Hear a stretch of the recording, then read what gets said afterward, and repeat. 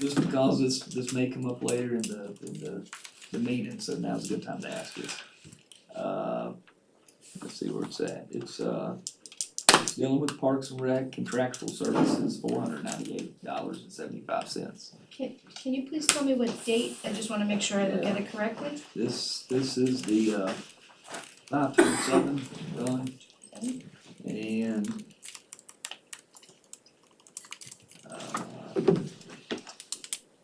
it's 10/20 is the, or 0017 10/20 if that helps. My question is, just because I may ask a question later in the meeting about the contractual service, like, what was that for? Wait, yeah, I'm gonna look at it right now.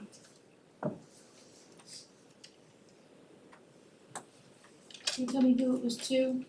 I think it was, Form, or the summary I'm looking at, it just says contractual services. Good when the doctors call. Just saying. And there was a couple, there's another one for 125, but Is it working? it's on my Excel document, it's like line 257. thank you. Maybe that helps. What'd you do? Just shut it I down? had to reinstate the license. Oh, For some reason, the license. why is mine always the one to do that? And that's the No, no, no, 527. Yeah, It showed yeah, me the license, 527. but I just had to take it off. Gotcha. Yeah, that was working out there. Alright, watch your head. It's a doozy right there. This one. May I have a look? We have something about the generator maintenance. I asked if they were working. If all 4 generators were now working. And is that that's our regularly scheduled maintenance? Did you get that answer? Don't know. Sorry, Joe. Thank you. Okay, so that, Cummins Sales and Service, that is our regular generator maintenance service, correct? Correct. And that's But we- a quarterly? that's Correct. Okay. Alright, just checking. But they are all up and running, which was the. Right. There it is already. Oh my goodness, I mean, that's not the point. It's just like. Alrighty, I had a motion and a second, with no other discussion, you can call a roll. No, we haven't found out. Yeah, I think she was Oh, working on getting this. Okay. Architectural services for the courthouse, that is the small group that. Who was that again? I think that's Lindsay? WM2A Yes. Architects? If I might, Mr. Chair, go ahead. So, yes, that's the gentleman that we contracted with to help us do the bid and Right, oversee the okay. project. It's on a very odd timing, so. Okay. Well, he always sends his bill about 2 days after the last check. Okay.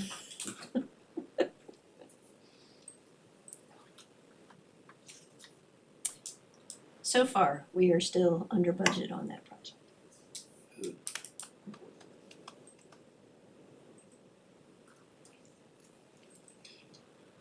Sorry, guys, just give me one, I just wanna be accurate in Will, my response, my apologies. will there be a need to amend the agreement with them on any of the other stuff that's going on at the courthouse? I don't believe so. Most of that can be handled in-house, can't it? Yes, it can. If not all. I think pretty with the things that we're looking at for security enhancements, all of those things are things that we feel like between Mark, the sheriff's office, and Danny, we can kind of get all that taken care of in-house.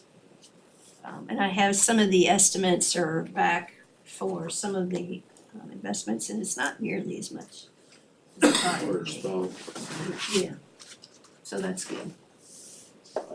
Apparently metal doors are one of the things that hasn't gone up. really, It's strange, huh?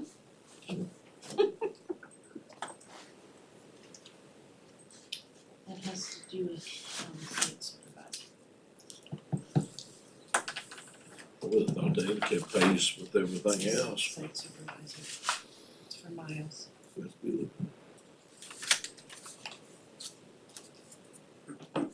Oh, so I think what we've figured out is it looks like it's paying someone for multiple times of being what's called a site supervisor, so Which I'm pulling up.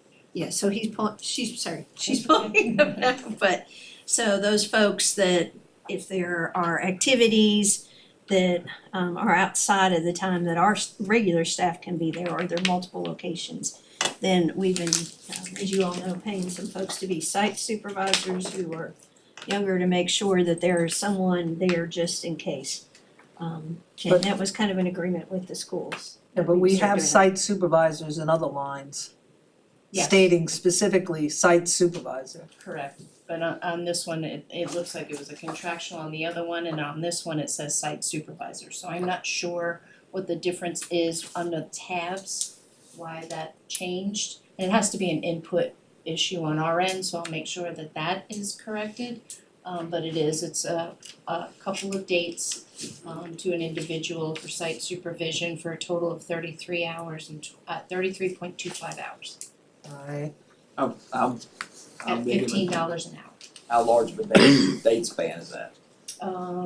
The date it was finally inputted was, it's usually the month, so from May 1 through, cause we haven't been paying site supervisors normally on the first check run. It's usually come in on the last, so they can get pretty much the month. So it's usually like a 3-week or just over a 3-week, so today's the 27th, it was inputted, this one was inputted today, so it was probably given by Friday. So I would say up through Friday, from the 1st through now, Thank you. at a total of 33 hours. Can I? Thank you. You're welcome. Are we still in discussion? Sorry it took me, Well, I know, but this is gonna, it's still in the realm, but it kinda goes to this. Sure. We had requested a long time ago that schedules of events be provided to the board. Okay. And I think that would help us, cause then we can see, related to Levi's questions, you know, all right, there was 5 different events that during that time period that were part of the supervised time period. That'll help us understand more about those numbers. And it plus it gives us an idea when somebody calls us, we know what's going on. okay. Got it. Alright, any other discussion? Not for me. Ready. Call roll.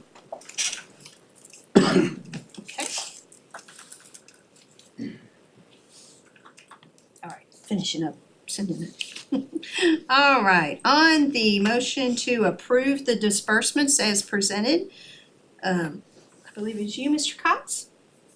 Yes. Okay. Yeah. Ms. Bechtel, Yes. Ms. Cookenbook, yes, Mr. Booth, Yes, and Mr. Turner. Yes. Turner, sorry. Thank you.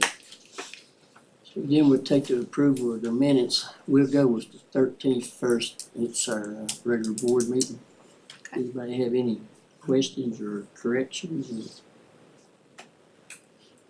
If not, the floor is open to a motion to approve. I'll make a motion, we approve the minutes of the 5/13 meeting. Second. On the motion to approve the minutes of the 5/13 Good job. regular board meeting, Mr. Booth, Yes, Mr. Cox, Yes. Ms. Bechtel, Yes. Ms. Cookenbook, yes. and Mr. Turner. Yes. All right, thank you. First one. Then we have 3 work session, workshop minutes, and We were all here, right? I was thinking everybody was here, so I'll take a motion to approve all 3 of them. I'll make that motion, sir. Okay. Second. Motion second, if there's no discussion, I'll call the roll. All right. On the motion to approve the minutes of the budget workshops on April 21st, April 22nd, and April 30th. Ms. Cookenbook, Yes, Ms. Bechtel, Yes. Mr. Cox, Yes. Mr. Booth, Yes. and Mr. Terman. Yes. All right, thank you. So we'll move down to our public hearing of ordinance authorizing bonuses for the county employees. Mr. Durbin, give us an explanation of it. Wanna read? I'd be happy to, Mr. Chairman.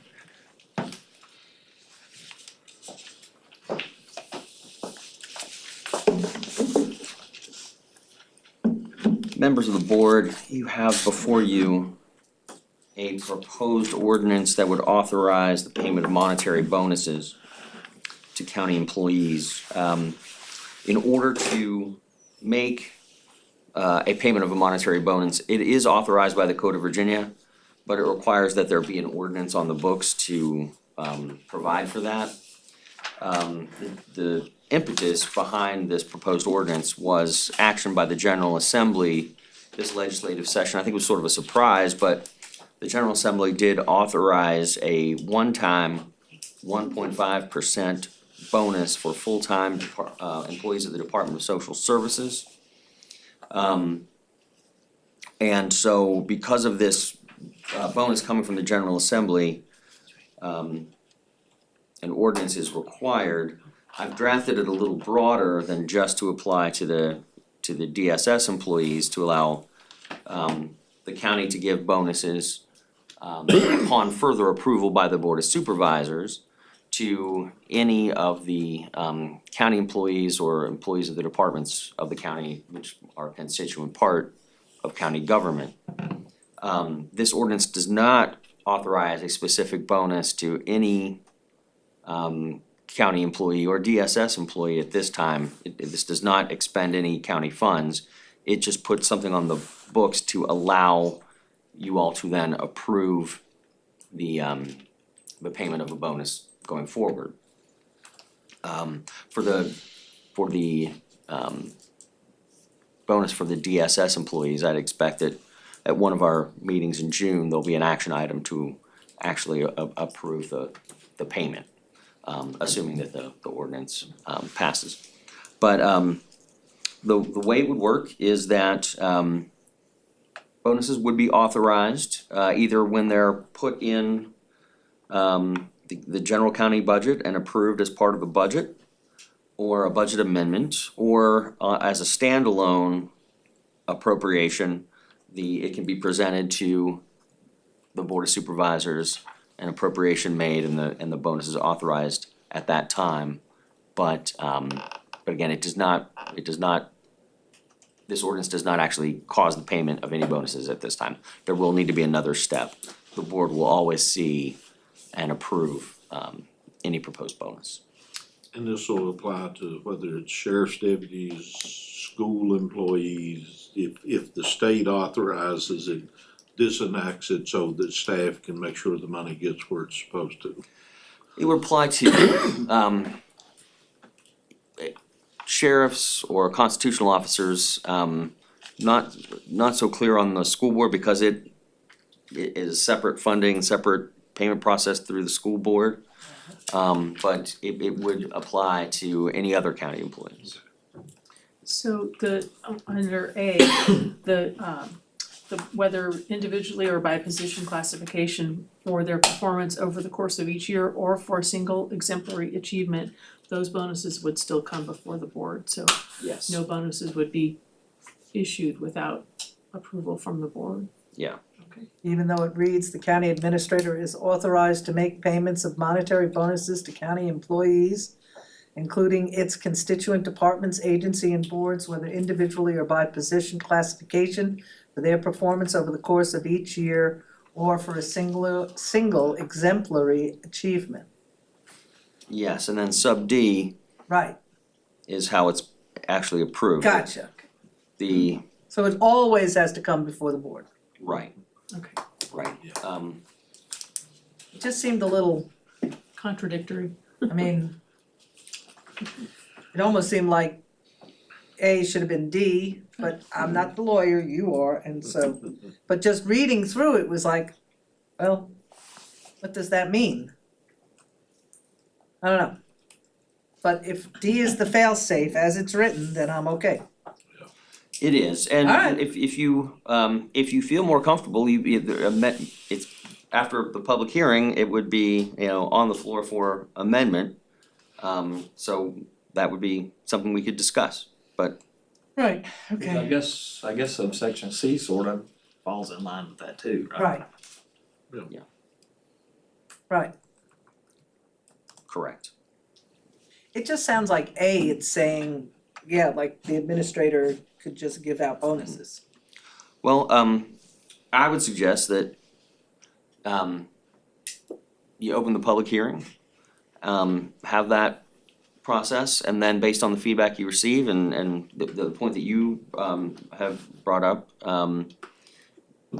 you could amend and just add at the beginning of subsection A, subject to the approval process in subdivision C and There you D, go, the county right. administrator is authorized, Right. that you could belt and suspenders That that, changed the context. Right. it just makes it more clear. Right, and again, the reason why this came about, because we have given bonuses before. And we never had an ordinance, Before y'all's time. before your all's time. Yeah, I was like, Way not before. since, not since Way we've been before. here. So we gave bonuses, we have, and we never had an ordinance. But now that the state of Virginia, the Commonwealth, the General Assembly has authorized a bonus, did they find that nobody had this ordinance on the books? Very few did, and bonuses in the past, may have been, sometimes approved because they were in the nature of, hazard pay or, some other extra duty compensation Right, as opposed to a bonus. like CARES Act or something like that? Right, so there may have been some authorization through that in the past. Alright, But the Code of Virginia calls for an ordinance to be adopted to authorize, and that's been on the books for how long? quite some time. Interesting. If I might to I always add, find this so interesting. So many counties across the Commonwealth never had this ordinance But did it anyway. and did it anyway, and now we are all coming to, Coming clean. It's being made more legal now.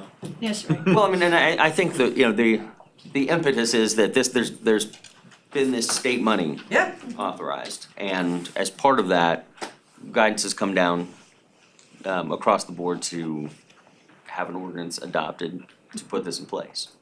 gotcha. So if I might, Some localities, yeah, oh, I'm sorry, some localities in the past would adopt a ad hoc Right. bonus, usually at the end of the year, an ordinance authorizing a bonus. But just for that 1 year. This would save you the advertisement cost of a public hearing, Right. because it's always on the books, and then you're just approving the actual payment. Yeah, I mean, it's okay, I don't mind cleaning up house and making things more legal, as you like to say, Jerry, but, I still find it amazing that so many of us in the state of Virginia, the Commonwealth, just never knew that this existed and, oh well, It's the first I'd heard of it. yeah, that's what I'm talking about. Yeah. The first you heard of it, Yeah. there you go. There were, So- if I might, when we were also looking for other examples, there are some counties that did this as a part of their personnel policy. So places that had, as part of their personnel policy, an option for a merit bonus. So that's where some of that has shown up before, but to Mr. Durbin's point, that was not frequent. I Right. think they sent me all of them, which was maybe 11. Gotcha. Maybe 11. So if there are more questions, Mr. Chairman, So I'll that's all that I open have. it up now for public comment on our ordinance. Before I do, it is the intent that all persons attending the meeting of the board shall, regardless of handicap and conditions, shall have an opportunity to participate. If any person present requires any special assistance, please let the board know in order that arrangements can be made. When you come forward, state your name, the district you live in, limit your comments to 4 minutes. On a public comment period, it's It's a one-way conversation. We listen to y'all's comments, and then if you have additional comments or questions, you can submit them to staff and they'll give them to the board. So with that, I'll open the floor up for the public comment. Chairman, so we have one person that has signed up for public comment on the public hearing related to the ordinance as discussed, and that is Mr. Paul Kitchen from Floyd Little River District. Good evening, the Paul Kitchen, Little River District, Chairman Turman, members of the Board of Supervisors, administrative staff, and fellow county citizens. I'm here to speak in favor of the proposed ordinance authorizing bonuses for county employees. A well-designed employee bonus plan has several benefits, beginning with the opportunity to build esprit de corps and drive to achieve countywide goals and objectives. To build teamwork with team-focused challenges, and for individuals to thrive by accomplishing results above and beyond their normal day-to-day work. Rewarding bonuses allows for celebratory recognition events to honor top performers and thank employees for their hard work, contributions, and achievements. A well-designed bonus plan is critical to success. S-M-A-R-T, SMART objectives are the key. S means specific, make goals specific and narrow for effective planning. M means measurable, make sure goals and progress are tracked and easy to measure. A means achievable, make sure that employees can reasonably accomplish the goals within a certain time frame. R means relevant, goals must be set to fit the employee's scope of work. And T means time-based. Set deadlines for employees to complete goals or tasks covered by a bonus plan, include mileposts to review progress and assist employees to succeed. Goals should always be set in a manner that builds up to a county-wide performance and efficiency. An individual goal helps their team better. A team goal makes the county better. Goals that help improve operational efficiency are good because the public will benefit. Goals that evaluate processes and find ways to eliminate waste and make smoother bureaucracy also gain the public's appreciation. However, if the county simply gives every employee a cash payment and calls it a bonus, in my opinion, that would be a waste of taxpayers' money. Some type of payout without setting SMART objectives as a way to earn the bonus is little more than a rise in pay. The county will not get any return on the investment. Investing in employees is a good thing. Be sure that that investment yields good return. Thank you. Thank you, Paul. That was it? That's the only one we have. Yes, sir. With that, I will close our public hearing on our ordinance. All right. We'll move down to number 9, the presentation by Dr. Patterson. Thank you all for letting us and have Dr. Patterson here. Thank you, sir, for coming over. For those of you that don't know, Dr. Patterson is our OMD for our EMS services, in addition to his multiple day jobs. So we really appreciate the new level that he has brought to us, and he's gonna talk about some of those things. And but I just wanted to personally thank him on my behalf and Dustin's behalf, and for really being a very much very available, very hands-on, and they are very appreciative to have you as their OMD, and wanted to share that with everyone. Well, once I finish blushing, I'll be sure to thank her. So I am your OMD for the local medical EMS services, and just to give you a little bit more detail on my background. So I've been in cardiology since 2002. I was head of Forsyth Medical Center, director of their cardiology program, and it was back then that I began working with EMS. Heart attacks in our community are number one killer, and preventing the death that occurs from a heart attack really is about systems. How do we work with EMS? There are eyes, hands, ears in the field, right? So started back then, and then over the years I developed several different projects. We did lytic therapy in the field for rural North Carolina. So in areas similar to this, where it may be too long of a drive before you can get definitive therapy, we actually put lytics on the trucks, and that way they could administer life-saving medicine at the scene and then transport. We did the same thing in Louisiana. I lived down there for about 3 years, hot and buggy, and an issue with flooding. But either way, on the rigs, the millions of little islands in the Gulf of Mexico, and people having heart attacks out there, and we developed a very similar program. So I've always been keenly aware of the more remote areas. How do we provide healthcare? Why am I where I am now? I'm currently the director of cardiology at Lewis Gale Montgomery. I'm the chief of staff there. I chose a more rural location on purpose. I could have stayed at a big center, but I find this much more rewarding. How do I get care into the community, right? I mean, it's one thing to be the Mecca and have everybody come to you, but to save a life in your community in this rural area, we got to bring healthcare there. And that starts with EMS. So, when I took over Floyd Eat Services, I had some goals in mind. I wanted to really focus on the quality of care. How can we deliver care into the community at the best quality? That comes with education. That also, we were given a mandate by the state. We have to build our own pharmacy. This is a new thing for EMS. We never had to do this. And the political hoops and all of the legalities of this thing, they're really daunting. I will have to say, when I touch base on it, Floyd has done a great job with this.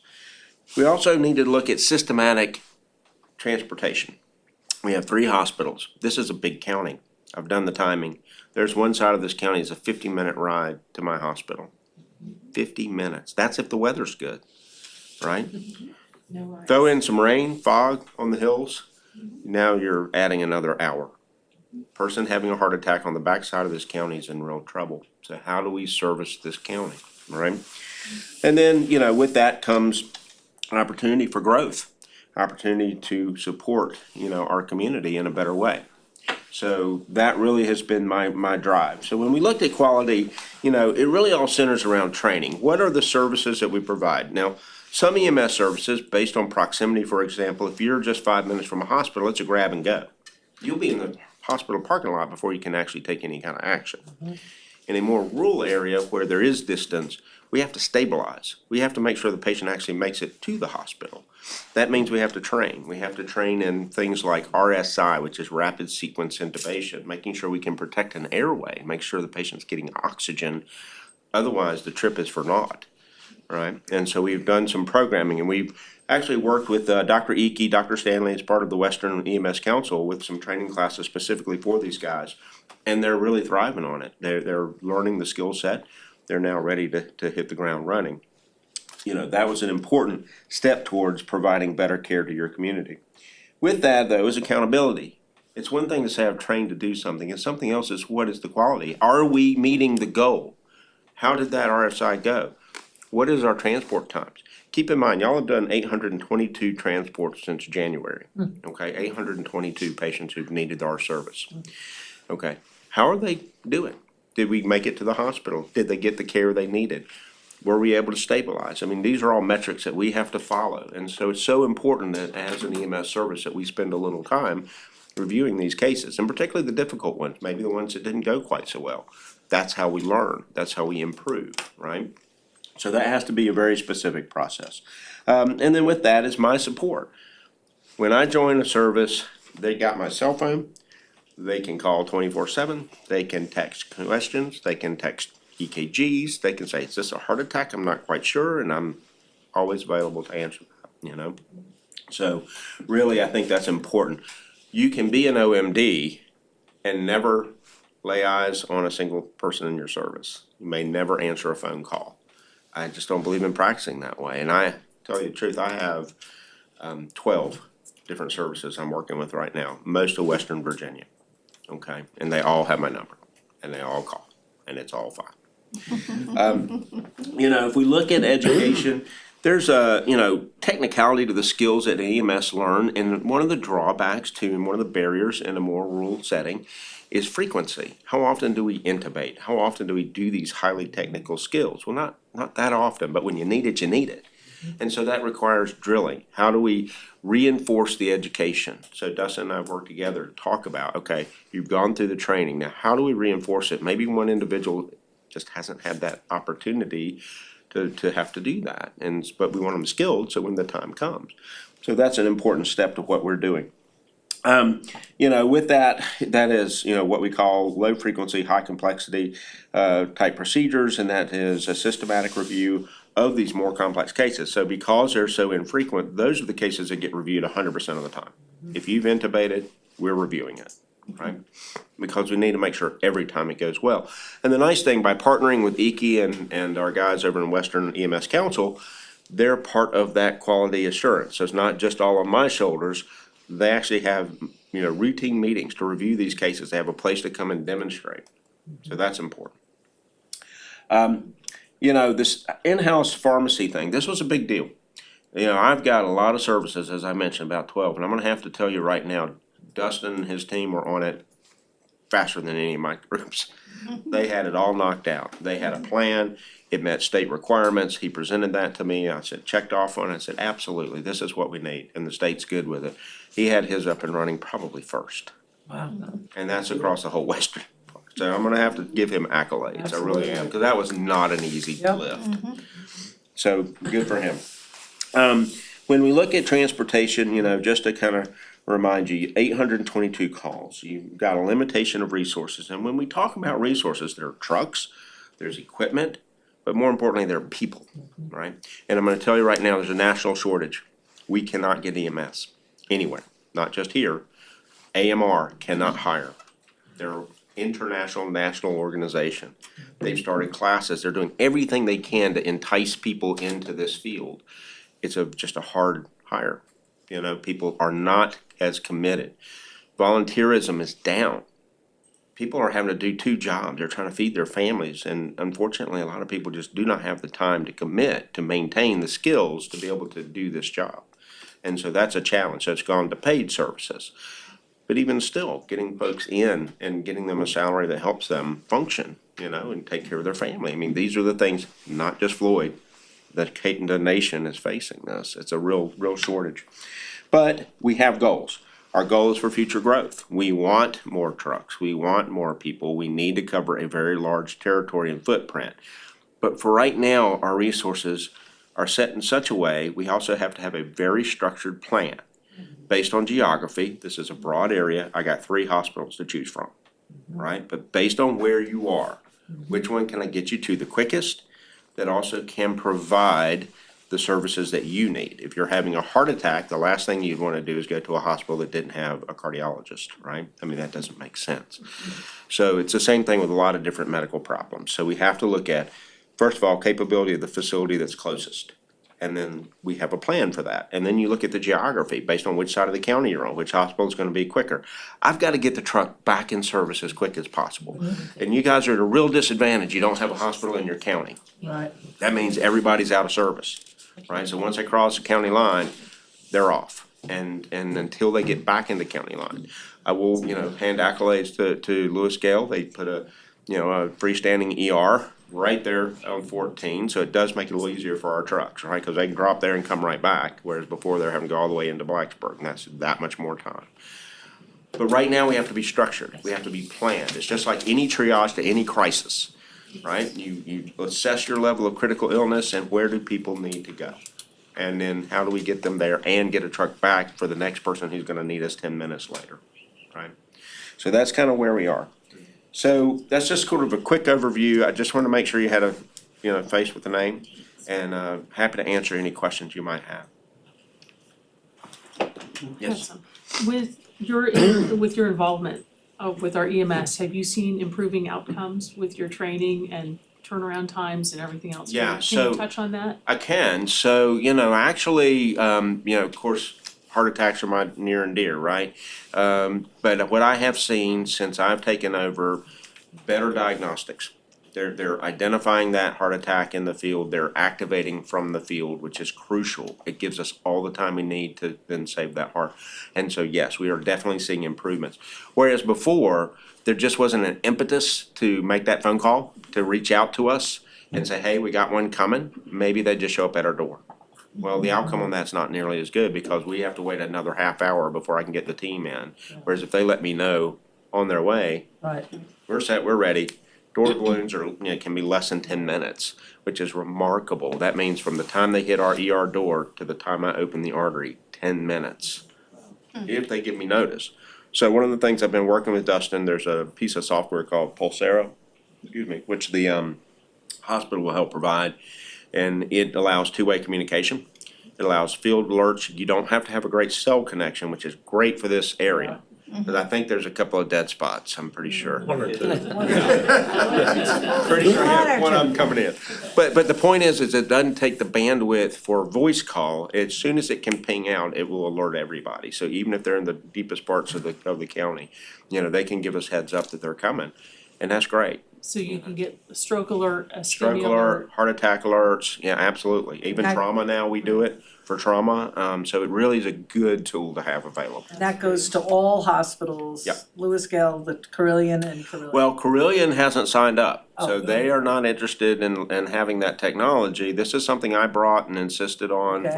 for our facilities. Right, But Salem has it, we have it, right. but as far as I know, when I've talked to, cause I'm part of the VHAC, Virginia Heart Attack Coalition. Right.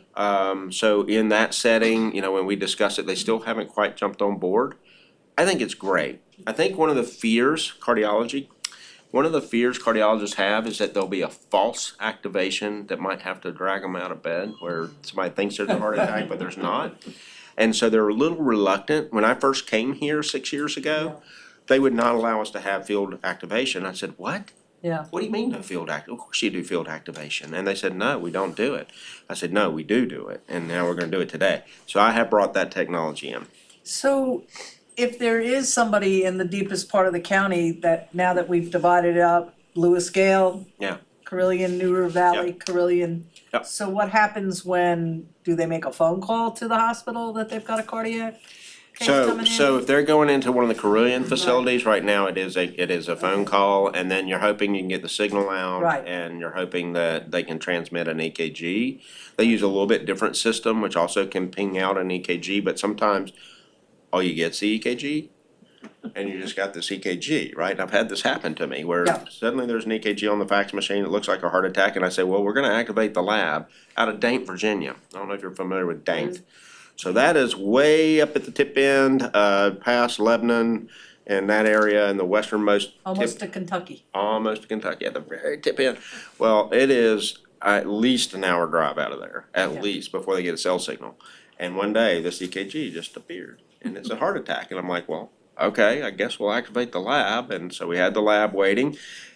And 45 minutes later, they finally got to where they could get us enough signal to call us and say, yeah, we're about 15 minutes out. They were coming to Lewis Gale? No, this was when I was in Abingdon. Oh, So okay. no, this was in Abingdon, but the point is this experience is very real. When you just have an EKG show up and you can't get a Yeah. call out to give you Yeah. what's happening, then that's a real problem. So the nice thing about the Pulsera technology is we can see vital signs, we can communicate texting back and forth, I can tell the team, and then there's a big red stop button. So if for some reason I feel strongly it's not a heart attack, I can push the stop button, call off the dogs, right? Let's get them in, let's assess them, let's figure out what's going on. And so it really allows for the best of communication. And how is that spelled? P-U-L-S? ARA, Pulsera. Yeah, just like it sounded. Yeah. Okay. Phenomenal, it's phenomenal. Yeah, and like I said, it's software that gets provided to the EMS services, there's not a few. The change that can make in an outcome is amazing, that people, Oh. I'm certain most people don't understand, when you have a stroke alert coming in, to be able to clear out the CT machine of the patient that's in there, Right. have everything open and ready for your potential stroke or your STEMI coming in. So in our case, you know, it is a 30-minute drive. I am 26 from the hospital where I live. And so if they're notifying me from somewhere out here, by the time I get there, they're gonna be rolling in about the same time, right? And that's perfect.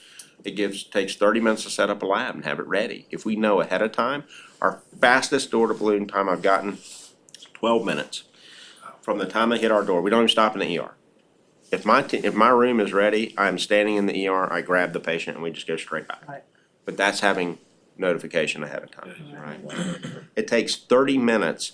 If EMS arrives with no notification and drops off in the ER, it's 30-minute process to get them off their stretcher, onto our stretcher, from our stretcher to our cath lab. That is a 30-minute process. You've killed time. Yeah, so it makes a difference. But these guys are coming along and we've done some great things, doing some really good stuff. How do we get people, if they drop at the local ER, for lack of a better term, are ambulances at that ER to get, if an elevated situation is developing Yeah. to the main hospital? So if they're there, yeah, we've got transportation already set up, so Gotcha. your guys don't have to like hang out, Gotcha. wait, and then take them. That would be the worst case scenario, Yeah, right? We'd never exactly. do that. That's why I wanted to. Yeah, no. So we've already got contracting through AMR and through Christiansburg. They're our Okay. backup. So your guys would drop and go. Okay. Your guys gotcha. drop and go and suddenly, oh, wait a minute, this is much bigger than what this ER can handle. We've Right. already got calls made. In fact, before I came here, Radford was calling me for a stroke and wanted to know should they go to the freestanding or to the main. I said, go to the freestanding, cause they can ship just like everybody else, you Right. know? So that's what they did. So same deal, and no, we Right. would not expect your truck or your folks to sit and wait. That is not Okay. that is not a game. Well, I just, while I have the floor, I just also wanna thank you. Since day one, I have heard nothing but great things from our staff as well as EMS crews. I really appreciate the learning environment you're bringing. I think it's so important to have everybody on the know and ready to be on the go. The one thing I do wanna ask you about, because it's very concerning to me, is how do you, or what do you do for our members that have to deal with the trauma of arriving on a scene that has somebody that has passed? Yeah, that is really tough, and I've had some cases. I mean, I will have to tell you.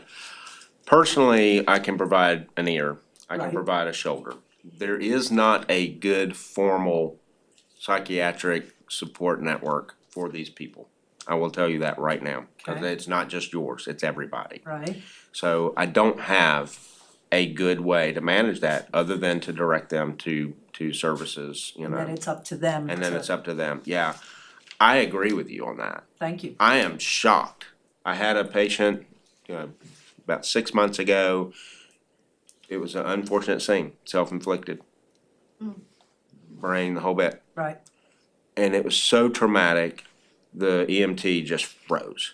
right, Now, people wanted to sort of hold that EMT accountable for the actions that they did and did not take during that scene. And I'm like, guys, yeah, how do you do that? You Right. can't do that. So what they need is some psychiatric support. Right. They need emotional counseling. They need, this was traumatic. So I agree as a state, but keep in mind, as a country, yeah, what are we doing with mental health? right, I know. Oh my God. I know.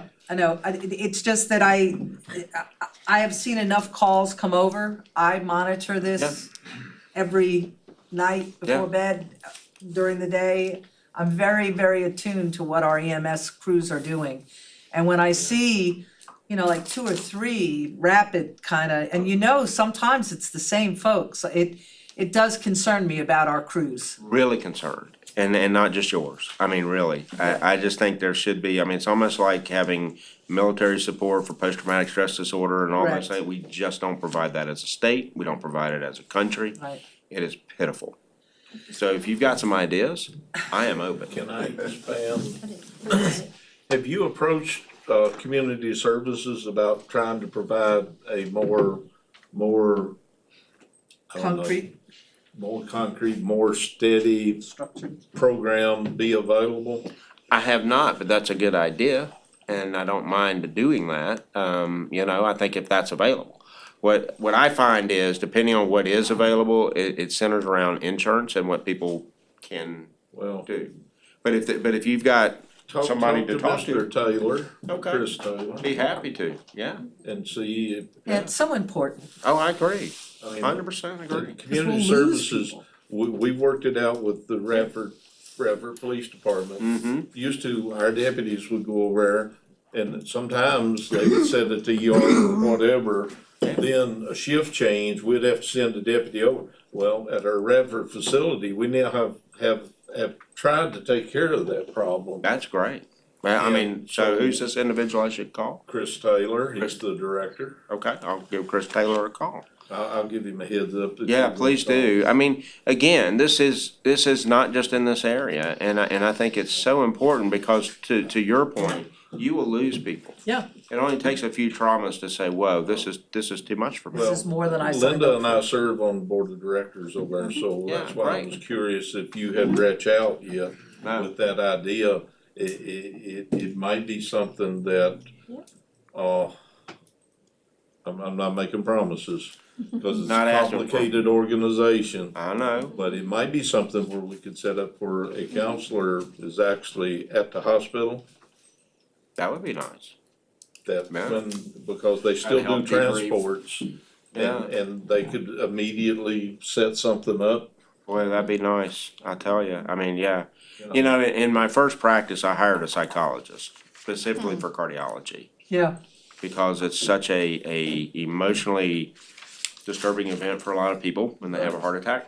And so I was seeing a lot of readmission rates and things like that, so I'm very much pro psychiatric support, so Well, yeah. and it wouldn't be just for Floyd County, it would be Yeah. for the entire, Yeah. because, I mean, some of these car wrecks, some of this stuff, the trauma that takes place to the victims, Yeah, it's there, it's photographed in their minds, and it doesn't just go away when they walk away. right. No, I agree, So, 100%. That's a great idea. Well, Let's give me the see. name and we'll do it. Just send it to me. I'll talk Thank to you, her, sir. we'll see if Yeah. we can at least get something started. Boy, that'd be awesome. And if we do, we'll take it to the state. Well, I mean, we'll show the state how to do if it we won't right. complicate it, we'll take it to the state. Well, I believe in, Not the truth. we set up a test site and say, this is how it's going for us, y'all really should be looking at this at a much Well, bigger that's what picture. they've done on this other program. Yeah. We've had, community services from all across the Oh, state that's come awesome. and look at what we've Yeah. got set up. Okay. We're, I think, if I'm not mistaken, we were the first to set that program up. Yeah. In trying to address here in the New River Valley, now it's going all across the state. That's great, And man. so maybe we could start something that would grow. Yeah. It's And not really just, not just for EMS, but fire, first responders, period. Yeah. Sheriff's deputies and police officers, some of the stuff they roll up on Oh, scene. it's unreal, yeah. And some of the actions they have to take, I know has an impact on them. Yeah. and it's funny that you should mention that about the psychologist within your Yeah. cardiology, cause just lately here, the last couple of days, it seems like that Mhm. is happening. Oh, it's Because- it's incredible, and people just don't realize the impact Yeah. that these things have, so I get it. I was in law enforcement for 32 years, and he was in there for a long time, and Mr. Allen sitting back there, he run rescue for years. And back then, they told us just suck it up, No? Yeah, that's not the plan, man. Yeah. It doesn't work. There's stuff in people's minds that they got to get rid of. Process. You gotta process it. Yeah, and I agree, and so, I mean, that's a great idea. I feel about it, See if we can connect. man. Yeah, let's I do mean, it. all we can do is say no, but, I'm not afraid to ask. well, that's, I think we've asked. Well, yeah, I was just gonna tell you, it's nice to put a face with Yeah. the name. Oh, yeah. Exactly. I've heard your name for a good while. Oh, It's yeah. nice to put a face with it, and I've heard nothing but good things, and tonight I think that just backed all of that up. Well, I appreciate that, man, thank I you. appreciate all that you've done for our community and service, and Absolutely. even me on a personal level. then the next time I eat a very high cholesterol meal, I'll feel better because I know you. You know I got your I feel like back. I'm in good hands, You know I got your back. I got as it. long as you got my heart. There you go, man. There you But go. no, I appreciate all that you do. Thank you. I'll add for people here and for the people that's listening, 3 weeks ago, I had an episode, I had to get the rescue. Usually I ride in a car, but I couldn't make it that night. 45 minutes from my house, and they went to the one at 81. Little yard. I can't say enough good things about Montgomery Regional and that, because Yeah. they run me through there, run CT scans and all. Ship me over to the main hospital, and by the Yeah. time I get there, I didn't have to go through registration again. I went straight to Marine. Surgeon was standing there and told me what might happen, you know. So the next morning, I knew what I was looking for, which thank God it worked out. I didn't have to have surgery, but That you is know, good. I mean, I told him when I left, I've never been treated so good as what I was at the hospital. Well, we're glad to hear that, and that really was the purpose of that ER, you know, and it has been a lot busier than they had counted on, which is fine. Well, I told my wife when I got home, my cardiologist is in UVA. Yeah. So I have to go up there 2 or 3 times a year. Mm-hmm. So I've been looking local. So you may see my name pop up sometime. We got you. Yeah. We're here for you.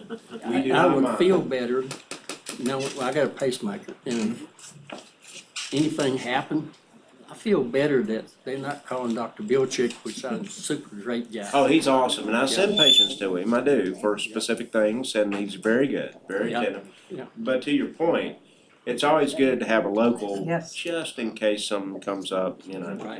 yeah, Yeah, yeah, I get it. But you don't have to ride 4 hours to you're get right. We're out, fly out there. Alright, any other? Appreciate you. Okay, guys, Yeah, thank thank you so you. very much, I appreciate you. Thank you, Thank sir. you. Thank you for everything you do for the county, really. Thank you, And if Doctor. there's anything we need to do that helps you in your process, please relay Just it. get me connected and I'll, Yep. I'll make that happen. Sounds great. Thank you. Thank you. Chris will be mad at me now, but alright, we'll work it out. Yeah, We'll work it out. at least for The us. greatest thing that's happened to our EMS Oh, yeah, since, you know, way back when. since it started. That will move down to our public comment time. It is the intent that all persons present. I'm trying to hit myself. It's the intent that all persons attending the meeting of the board, regardless of handicap and conditions, shall have an opportunity to participate. If any person present requires any specific assistance, please let the board know that arrangements can be made. As I said before, when you come forward, state your name, the district you live in. Limit your comments to 4 minutes. And it's a one-way conversation. We listen to what y'all gotta say. That gives us, we can talk amongst ourselves and figure out what's going on. If you got additional comments or questions, you know, you can write them out, give them to staff, and they'll make sure we get them. So with that, I'll open the floor to. Okay, sir. Thank you all. And we have 5 people signed up for this evening, starting with Chip Camp from the Little River District. As was stated, my name is Chip Camp from Little River. It's gonna be very hard for me to follow up after Dr. Patterson because his issues were obviously so important and heartfelt, as are mine, but mine don't quite, I don't wanna say this, they don't quite have the impact to the county that Dr. Patterson has, and I applaud him for everything that he presented to you.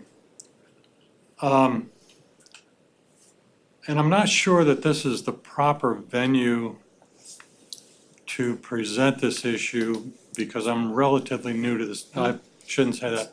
I'm very new to this process. But I attended a meeting, a previous meeting relatively recent, in which the representative from VDOT came and presented a kind of a synopsis of the 6-year plan regarding the roads in this area. At that time, I had never even heard of the 6-year plan. But I saw it on your advertisement and decided to come to that meeting, and I gleaned a little bit of information out of it, but not a lot. But one of the things that I did was I made a request of my district supervisor to get a copy of that so that I could understand what it was. I made the request. I have yet to hear from my district supervisor, and I'm frustrated that I don't know where the road that I live on, which given the recent rains that we've had, has become deplorable. And I don't know what to do about it, and I'm frustrated. So I would like to respectfully request a copy of the 6-year plan, and also request a means and method of how I can petition the board, VDOT, whoever it may be, to help me determine if there's anything that can be done to improve the road I live on, because it is atrocious right now. And I think it's totally egregious. It's an egregious situation that nothing can be done, or supposedly can be done, to improve this. With that, again, I realize that this doesn't have the importance of what Dr. Patterson brought up, and I appreciate the time that you're giving me to speak. Thank you. Alright, sir. With that, the next person is Doris Boat from Indian Valley.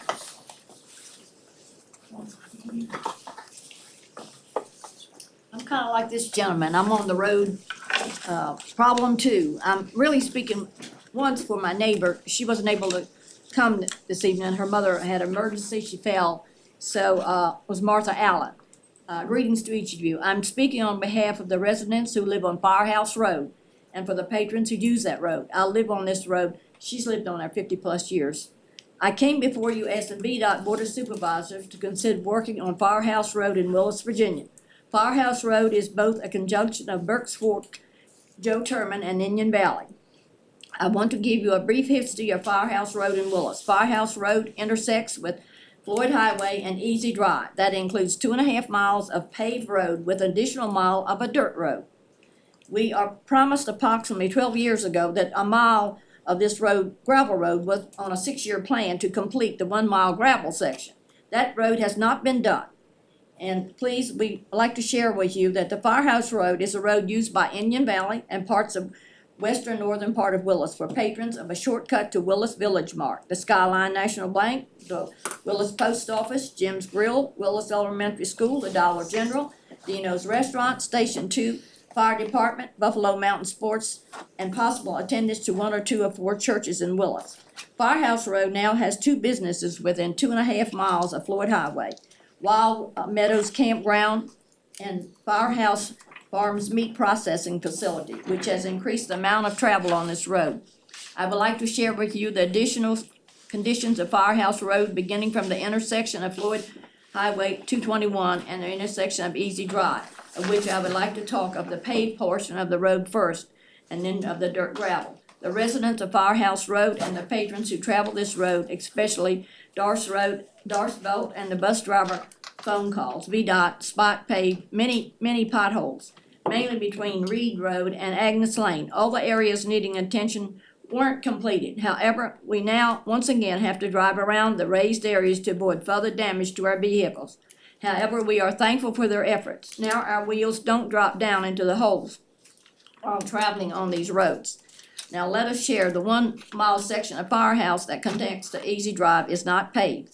This 1 mile section of Firehouse Road is basically a 1-lane road with school buses, trucks, and cattle trailers, and large box trucks that travel this road each day. It is very unsafe.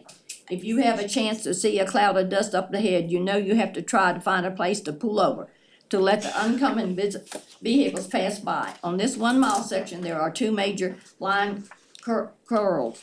One of them is steep embankment on one side and a high bank on the other. The gravel dirt section of Firehouse Road was recently scraped by VDOT due to many phone calls. However, that did not repair these potholes. The Firehouse Farms Meat Processing Facility entrance to their business is at the beginning of this dirt gravel section of Firehouse Road. With the Firehouse Farms, of which we are so excited for, we are proud of them in the work they're doing, for the customers have increased the traffic for more travel to and from this facility, on which they pay taxes as well. They deserve this from you to aid their livelihood as well as being service to others. It is unfortunate many times the GPS gives direction using the following routes to Willis. And she's give down the directions. We were asking for asphalt paving for the entire Firehouse Road, not slurry mix. It's also construction and paving on the 1 mile dirt section that has been surveyed, that connects to Easy Drive. To my recognition, the 2.5 miles of paved Firehouse Road has not been asphalted since the beginning of the construction many years ago. She says, thank you for her attention, listening, and proceeding her work. So mine, my name's Doris Bolt, that was Martha Allen. I have been living just off of Firehouse Road on Keith. Your 4 minutes run out on. Well, so, that was Martha's. Okay. That was Martha's. This is mine. Well, She we was can't- we unable to can't come. share- She was we can't unable to share come. them, Sure. But, you can leave it and they will make sure that we get it, you know. Okay, I can do that, but Okay, If you mine's a call, little bit more in depth because I have notified Salem office and I actually went to house and gave them the phone numbers and they actually called. if you call me, I can explain why Firehouse is not paved. Okay. I'm happy to do that for you. I'm sorry, I should have announced that we can't share Okay, times. I didn't. Yeah. Okay, all right, like I said, Martha was unable to attend, her mother fell and she had to go to the hospital, and so she gave me her note. Do you want me to put that with Oh, the yes, red yes, minutes yes, as well? yeah, yes, she would like, Keep your folder, I'll Okay, just take what you yes. read, okay, and I'll make sure that goes in just as you Okay. read it, okay? all right, thank you. And take my card, give me a call, and I can explain the paving situation, please. I'm not worried about the unpaving, I'm worried about, somebody needs to ride that road to see how bad it is. I was out there just 2 days ago. Did I? Right. Next. Next up is Greg Lilly, also from Indian Valley.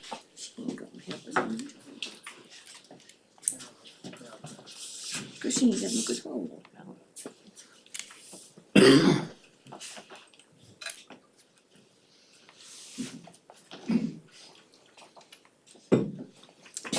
Hello, my name's Greg Lilly.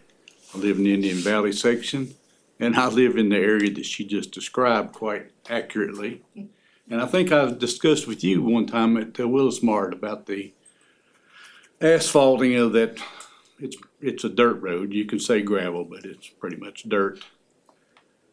And I think that what you told me was that some of the people that own the land and adjoining the road were not in favor of the asphalt, because they thought the speeds would increase and be more danger. Well, I like that sign right there, to grow and prosper. And you've been here long enough to know that Floyd was all dirt roads 50, 60 years ago. Yeah. So I think in order to grow, we need to asphalt this piece of road. That's a main road. It's Firehouse Road. I've got a firehouse 3 miles from my house. But when you get to that bottom, it's pretty rough. So all I'm saying is, even though some of the residents don't want to do it, we need to do it anyway, because I guarantee you the people in this county didn't approve all the roads that were paved in the last 50 years. The interstates weren't all approved by everybody. So sometimes you just have to go forward, no matter if everybody doesn't agree, because it helps the county, it helps everybody. And my wife's gonna speak next. She had to ride the EMS vehicle on that road with a broken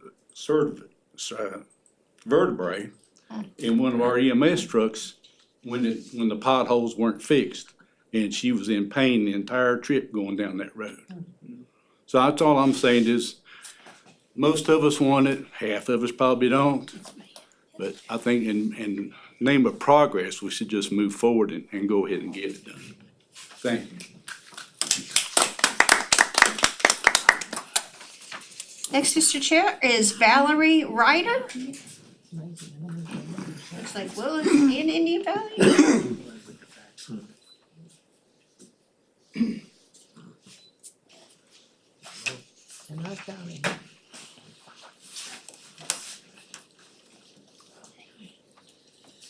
So I'm Valerie Ryder from Indian Valley, and he pretty much said what I was gonna say. I think it's very important to note that the firehouse is on that road, Firehouse Road.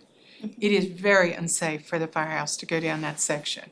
That is an emergency vehicle, and it's probably almost as wide as the road is.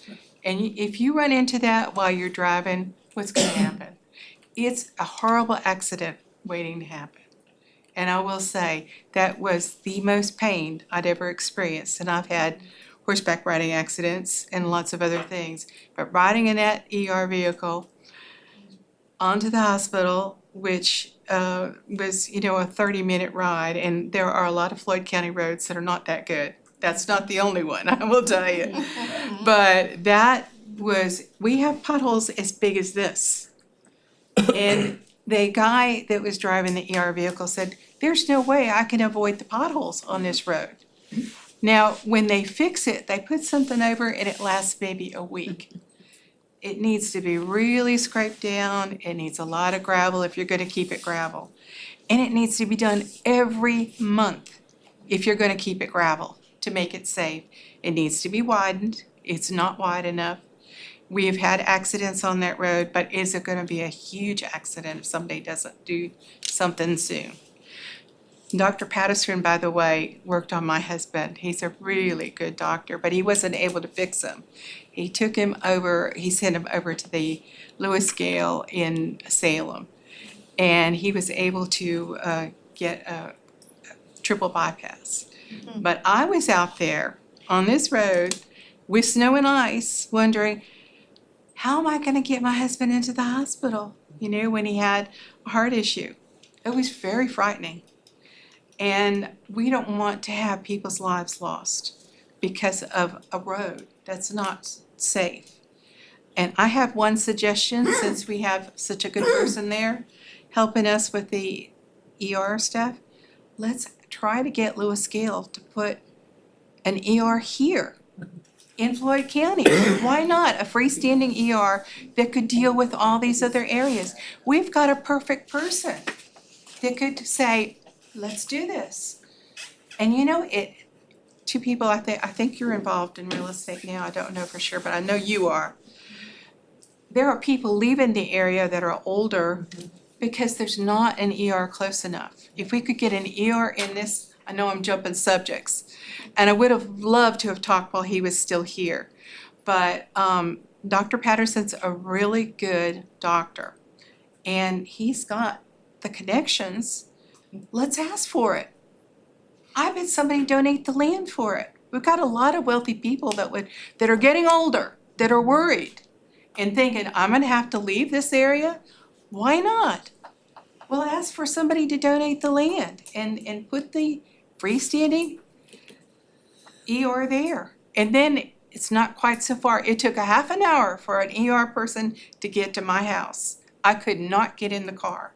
I fell downstairs and badly fractured my back.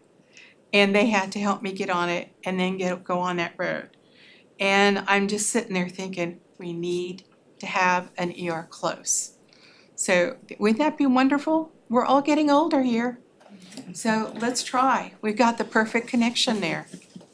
Let's hope, okay? Thank you.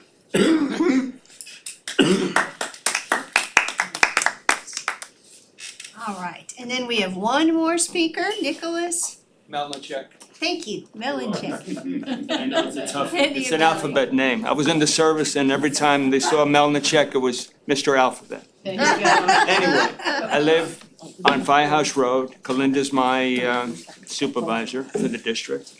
And the two people that spoke before me now, my neighbors, and they're right. It's a dirt road, a gravel road. It's got blind spots, curves, potholes as big as, say, I don't know, it's a large pothole, and washboardy kind of road. I've called VDOT, and that was in April, and they finally came, like, say, last Wednesday. You could go now today, and it's all because of the rain we had. It's all potholey again, washboardy again. We had 2 head-ons almost, my wife and I coming home. The first one was like, fortunately at night, we saw the headlights, and I know that, well, I gotta hug the shoulder, whatever you wanna call it, because it was like some kids that were coming around, teenagers it looked like, and they fishtailed. And I went up against, it's not the embankment, it's the opposite side of the embankment, it's like a big hill. And fortunately, nothing happened with us, but VDOT came out sometime in September, and I agree with Greg. I think it was Greg who had mentioned, or somebody, Doris, I think, had mentioned something about the 6-year plan. I'd like to see a copy of that also, because in September, we had a right-of-way agent come from VDOT, and we signed off, like, say, permission. We were for having Firehouse Road repaved, or not repaved, but just improved. Get rid of the blind spots. That's about it, just that you really need to have somebody, not just have this go on where, say, like FedEx, big trucks.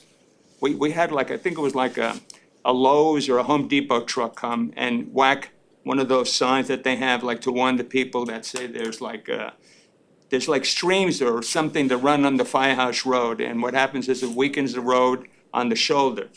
And I just don't wanna, like, say, put on the news one day and see somebody like that I know got into an accident because of the condition on Firehouse Road. I don't know how much time I got, but that's it, just get it done. I don't know if it's like eminent domain, somebody, my neighbor had suggested, is there something called eminent domain that, say, maybe could be enacted to get, say, the road improved? I mean, it's like somebody had said, it's Firehouse Road, there's a firehouse, there's EMTs. One time the EMT came to my house, but fortunately it was like, say, good weather. Maybe they just had, graded the road, but it was like decent, and they were able to help me out. I got stuck underneath the car almost. But that's about it, sir, and ma'am. Thank you.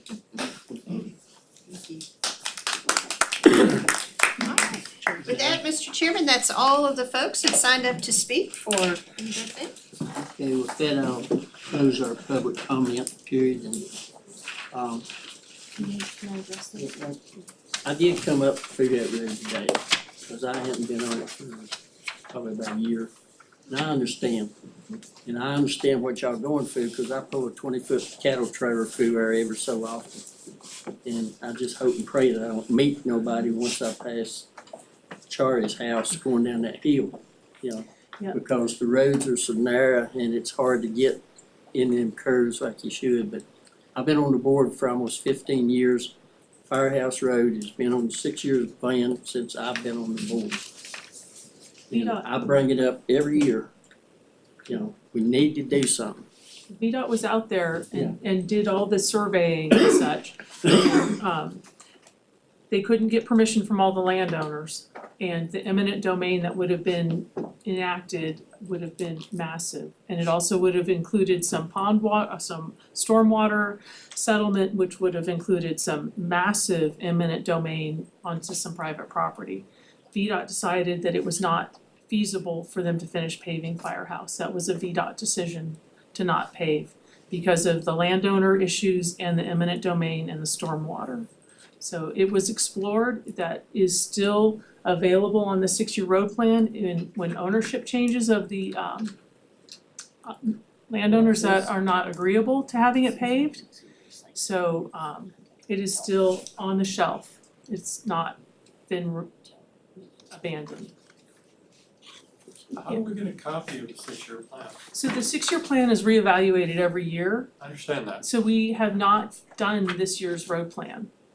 we talked about I it, think what you're It's also not- talking about is this, sir. Right. This is the rural rustic plan. right, If you'll Yes, pass ma'am. that out and also give Yeah. that to Mr. Melnick. This is, I think, what you're talking about. right, And after the meeting, I got one for you and had them make it. right. I believe. But I did not have any other information to get it to you. But it's okay, we got it to you now. And again, you've got my card. Don't hesitate to call and talk to me a little bit more about what your road is and all of that stuff again. Yeah, I know what you're talking about, the dirt road, but I'm talking about from 221. Yeah. Your district back to where Charlie and I live. The top of the hill is your district, and then from there on, it's Indian Valley. Right. And they actually patched the holes up to Telford Road, and then there's about 5 holes between the top of the hill and Charlie's house. They didn't fill that, they just left those holes there, so we're still dodging. But the ones they filled, some of those are coming out, aren't they? Yes. Yeah, I made a note today to talk to David next time he's doesn't make here on sense to me. date. David Clark will be here, he's our representative, and I was gonna bring it up to him about 221 to, The whole To county the end of is the in pavement need now. of a lot of repairs. But they've done Buffalo Mountain Road, they've put a nice surface there. Connors Grove Road, they've done it. Topeka Church Road, they've done stretches, which they've put nice, heavy, asphalt down. Not the whole road, but I mean, they did the worst parts, but ours is just nearly the whole road. You should, I'll request that you come to the day meetings when David Clark is here, so he can explain the processes to you. The difference between repairs and the 6-year road plan and resurfacing. It's not one bucket of money that he comes every day meeting. Second Second Tuesday of Tuesday. the month. Yeah. Every day meeting, Yeah, he's here. thank you. So Yeah, that's, so we- that would be your best. I've been living on this road since 1968. And it was just a hardtop to Agnes Lane, and then it was blacktop to past our house. Yep. You know, from there. But, I mean, You add all these people and stuff gets, it doesn't make Torn sense. up. I mean, we've got, like I said, we've got the meat plant, and then we've got this campground put in. So, there's more traffic than there ever was. We get to make requests to Mr. Clark. I mean, we're sort of like a liaison for the citizens to Mr. Clark. But like back to the Buffalo Mountain and the Connors Grove and all these other different roads, we can make a request. I've made requests on my, down in the Chet Copper Hill district for certain roads to have attention done to them. But at the end of the day, we don't give them the project list to say hit Buffalo Mountain and hit Connor Grove. That's just stuff their engineers and project managers, Well, we understand that part of it, but, we've got to start somewhere. right. oh, I know, yeah. Yep, We've got been, to start we've been somewhere, advocating and, every Yeah, I mean, that time. does, I'd say over the last 6 months, especially since that ice storm, over the last 6 months of the ice storm, VDOT has been some of our biggest issues that we're facing, and we keep telling them, and we just keep telling them. So, Well, they resurfaced it probably about, at the most 12 years ago, but what they put down was the gravel on the oil, and then they took the thing and rolled it in. That didn't last no time. Yeah, they That's, just that's, surface that's the only treated it. surface we've had. Oh, plant mix. Yeah, plant mix. What they call the plant mix. Well, that wasn't worth nothing. I They don't wasted their disagree. money and our time to go Yep. over it. But we are on the phones, we are constantly calling Salem. Right. Now, I'll tell you, we are, and I'm even emailing them. I've been shooting emails to them back and forth. They may get tired of me, but that's okay. I mean, eventually. you even got a personal contact, don't you? yeah, you And sure I went house to house and Sure and does. everybody knows. I do have a personal Yeah. contact. Yeah, you He don't do. listen to me. The people that are not wanting it paved, how can we convince them to get it paved? Because it is a real big problem. If they won't consent, yeah. Well, Yeah. and part of it's in part of the information you handed out. Under the rural rustic plan, now you have to realize if you go under that plan, Extra land down there. it's a pave in place. In other words, that program was originally set up for for places that you couldn't get right of ways and that sort of stuff. It doesn't expand the right of way. It doesn't expand the pavement. No, the pavement is what's there. They'll grade it, stabilize it, clean the ditch, and they'll only pave what's there. So your Better width, than nothing. but under that plan, it stays that way forever. Yep. Even if those people, see, that's what I was getting at, it's all, they always have a catch. We did that out there next to the Mayberry's Mill, if you've been on that little road behind it, we did that there. Well, there'd been some discussion later on about, well, maybe we need to expand that road. No, under that rural rustic program, once you do it, that's it. It stays that way forever. So the rural rustic plan sounds like an answer to fix all, but it's not. It's got a catch in it, and it'll forever. I've got 2 roads in my district that was the only way we could get it paved. And the people that wanted it paved, just like you, were, let's do it anyway, let's do it anyway. I don't know how many times since then they have come back and they've wanted to expand it because property owners have changed and those people are willing to do it. VDOT won't even talk about it because it was done under that program and that's the rules of that program. Somebody else that. I'll bring it up to David when he's here, next meeting. See if we can get a traffic count on that road. Cause it's gotta have a minimum of 50 cars a day. And I'm sure y'all come up with that easily.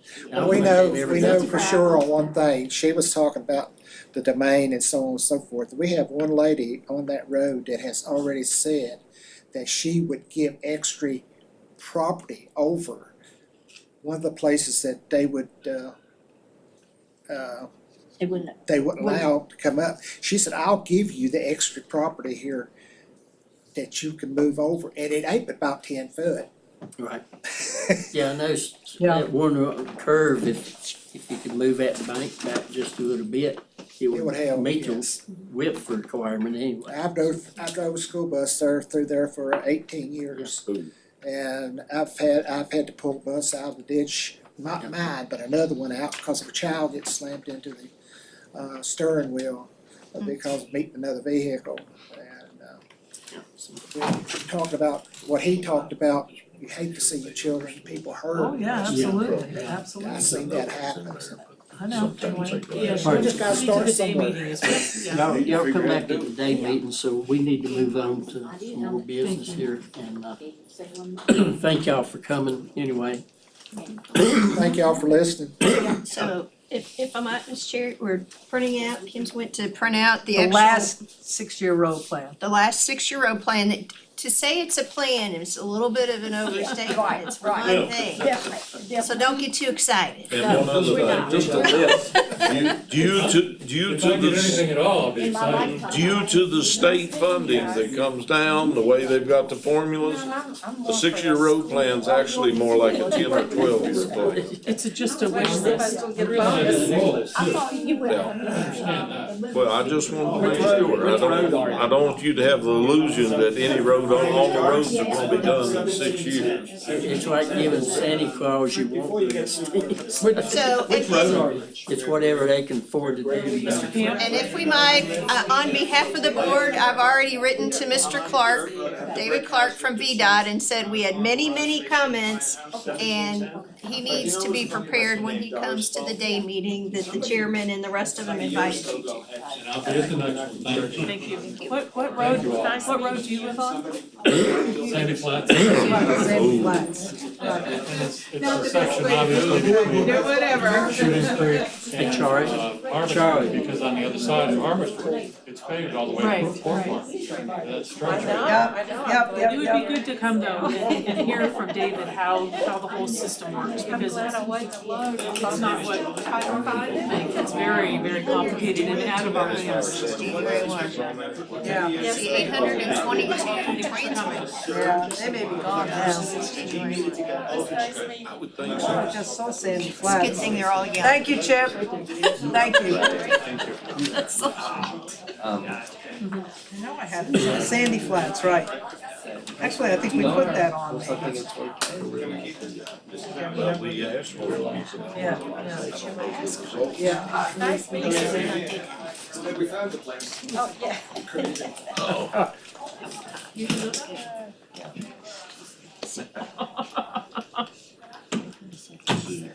That they don't realize, one thing they don't realize, I've been through eminent domain. And they're, I don't care what you do. Yeah, well, Simply because after we did that, how many roads after that, people too was, well, Three different where stay here.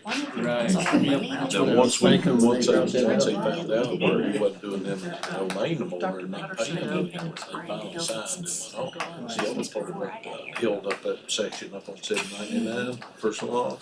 That's what held us on Camp 5 Road, that quarter mile down there. Yes, sir. Well, There's some if we get advantage. Linda back, we'll get started again. There's some advantage to being. She's right there. If I'm you sorry. remember this stuff. Alrighty, let's move on to our old business. Steve may wanna go home. Yeah, he's still on the clock. He's charging At your idle service. hours though, That's your service, always. for a small fee.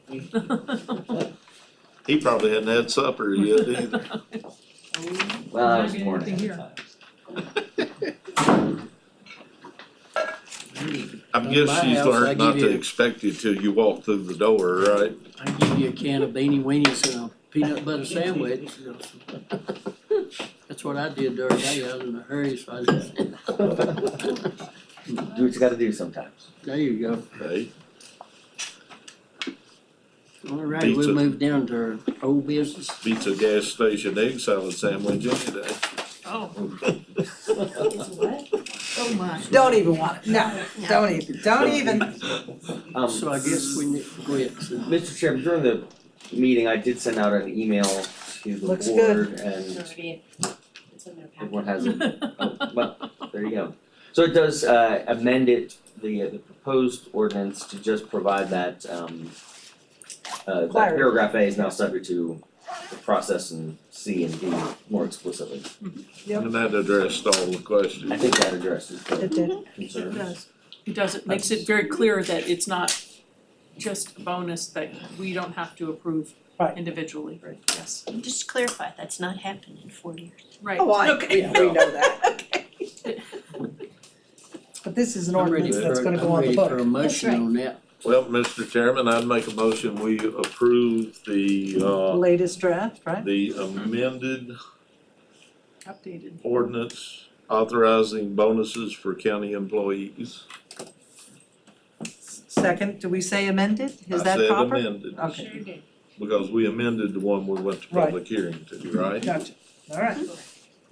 Alrighty, bet you can call the roll. Okay, on the motion to approve the amended ordinance authorizing bonuses for county employees, Mr. Booth, Yes. Ms. Cookenbook, Yes, Ms. Bechtel, Yes, Mr. Cox, Yes. and Mr. Turman. Yes. All right, thank you all.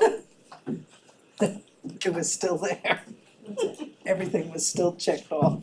no, not on the new one. Oh, not on the new one? Oh, I must Not on still the be. new one. You gotta back out and then come Well, the back. other one had the date right. It says update in the Oh, title. okay. Both of them. Oh, got it. So you fixed the date on both of them. Oh, there you go. Yep. Oh, you didn't put the date on this one. Okay. And that You fixed also the date on the included other one. Authorizing appropriate signatures.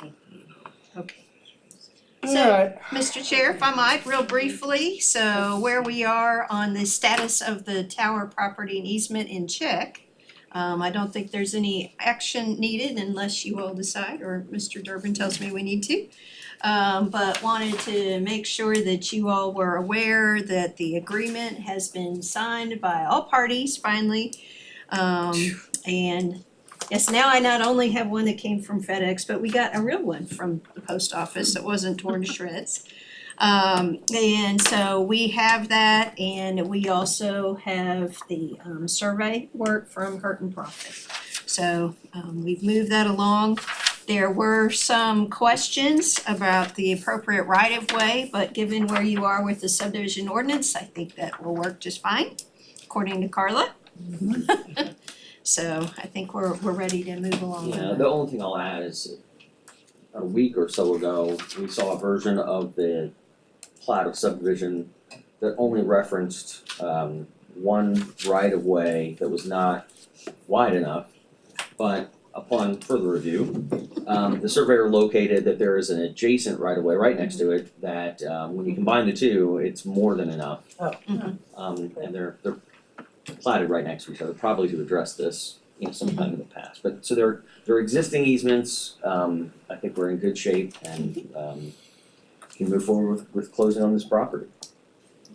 It calls for closing within 90 days of the last signature. Okay. Although I think everyone's eager to close much sooner than that. Quicker, Mm-hmm. sooner the better. All right. Don't get them on the hook, we ain't gonna let them back Is off. that the one that semi got shredded and had to be redone? Yes, it is. I But wasn't, that's- I wasn't Oh, aware of it's the in there. snafu with that, but Oh, I'll show it to you. Yeah, Oh, it's confetti. But it's a new one's been done and A new, everything. yeah, we did a Okay. new one, we sent it overnight and sent her an envelope to send it back overnight. With a different carrier, and then she also, just today, I also got one that came from USPS, just in case, so she is very Okay. excited to move forward with this. What funds were we paying for that purchase? What did, you guys did that a while ago, I'm guessing it was 50? contingency? It was 36. 30, Was yeah, it? up to 50 and Yeah, you Yeah, said up to 50. we went up to 50. 50. Right, and I And think I at the think we time, did it out of contingency. I Yes. believe so. Thank you for that reminder, yes, I believe so, Yeah. so. We're ready. Sound good. Okay. Under new business, you get to consider naming a few shared drives. Yeah. First one's gonna be in Linda's district. Yep. Hmm. Yeah, the first one is in mine. Wait a minute, did I miss one? So, Well, no, it was corrected.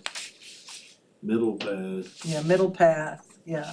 is that actually in yours? Yes, it is. Oh, okay, Yours is Buddha Birch. little bird's in yours. Oh, yeah, I see it's been corrected now. Yes, it was corrected. Took care of that offline, as it were, when I read through it and noticed it. Chairman, if you're I'm ready. ready, I would like to make a motion to approve the naming of road Middle Path Lane in the Little River District, which is off of Deer Park Way, which is off of Laurel Creek Road. Second, Motion is second, we can call a roll. all right. On the motion to approve the naming of the shared drive Middle Path Lane, tax map ID 17-19 in the Little River District, Ms. Cookenbook, Yes. Ms. Bechtel, yes. Mr. Cox, Yes. Mr. Booth, Yes, and Mr. Turman. Yes, All right, Part of thank New you. Haven is, that's at the top end, right? it's, Because part of New Haven goes into me, but I think that's at the top end, isn't it? Where it comes off of Woods Gap, I think so, yeah. from what I can. I was looking at mine at home, and I thought that this is you, this is right on that edge. Well, I don't care, you can make a motion. No, and you I'll go ahead, second. I'm pretty sure it's you. I am too, Quit but, fighting or I'll make the motion. sir, if you ready? I'm ready. I'll make a motion that we approve the naming of the shared drive, Little Birch Lane off of New Haven Road. I'll second. Motion second, call a roll. All right, on the motion to approve the naming of the shared drive Little Birch Lane, tax map ID 55-112B in the Courthouse District, Mr. Booth, Yes. Ms. Cookenbook, Yes. Ms. Bechtel, Yes. Mr. Cox, Yes. And Mr. Terman. Yes. All right, thank you.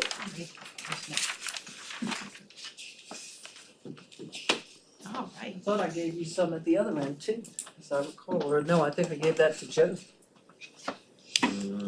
Some of the other end of New Haven are close to it. I have my map with me, but It's up on the wall. I didn't want, I'm too lazy. Do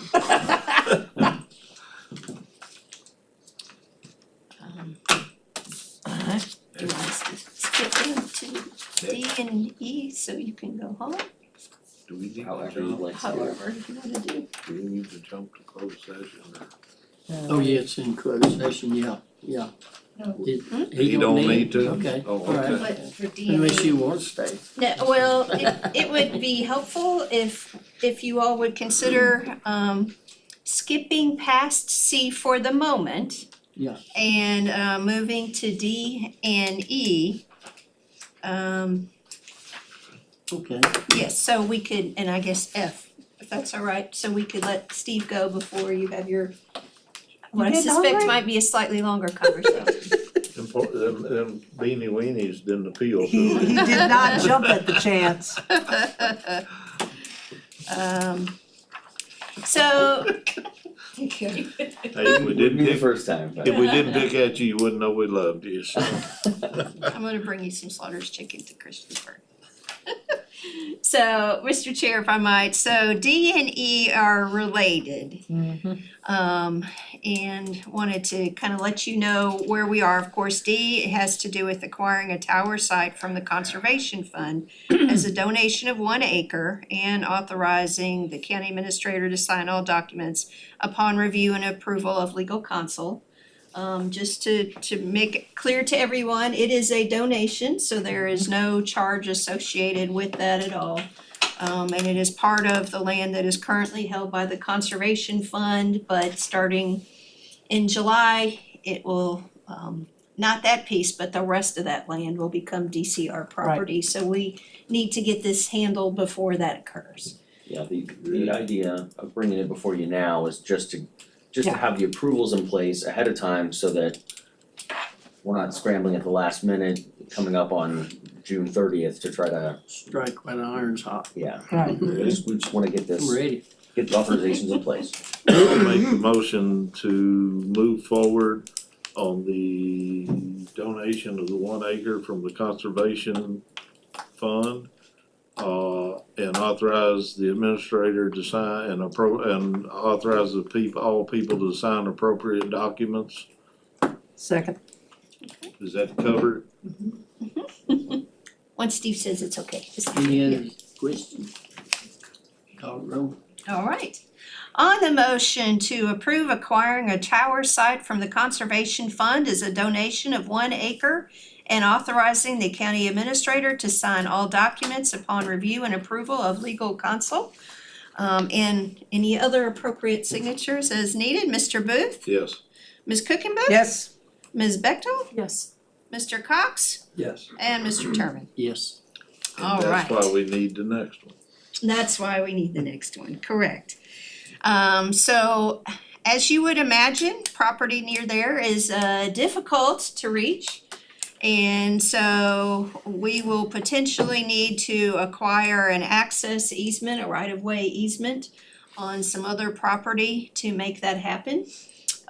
Mark and I, the surveyor, and I believe Mr. Booth are gonna meet on Monday to go visit and make sure that this will all work. We presented some other options, but we're hoping this will be the best one along with the property. Is this a private landowner? It is. It is a private landowner. Because part of what makes it challenging is, of course, not only the general topography up there, which is pretty vertical, but there's also some places that are a little wet.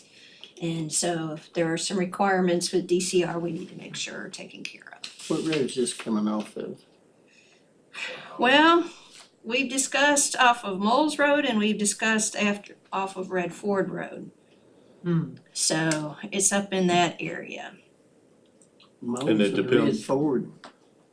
That's a pretty Redford. good distance apart, ain't I it? know. Yeah, they are. It's gonna depend on the property owner. Oh, okay, cause the way the road, okay. It's not the same property owner, is that correct? Well, I know the roads, Red Ford would probably be best if you could get that way one. Yeah. And that's the property owner we're meeting, right? we, I have the Red question, yeah. Ford would require you to have a extensive easement on the Yes. property that's being donated. Right, And so the yes, so they were more interested in us going through the other side if possible. So we're gonna try was? that. The conservation.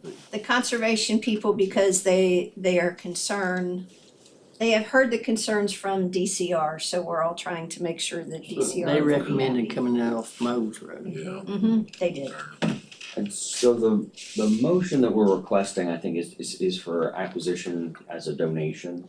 Right. And if that it can't be negotiated, then I think we'll have to come back to the board. Okay. Okay. Yeah, and we'll reach out to you because, yeah, again, this all has to be taken care of by June 30th. Now, Heather will be here from the, Conservation Fund, it should be available for your next day meeting. So it would be very nice if we could kind of have this all worked out. And if the At that time. donation doesn't work out, you may have to have a called meeting to make a decision on the other part. It's That's what I'm no, expecting, yeah. Or Hopefully that's it what I'm becomes a donation. anticipating. Mo's Road crosses Buffalo Mountain and goes through that other side too. Yeah. Well, that's new one on me.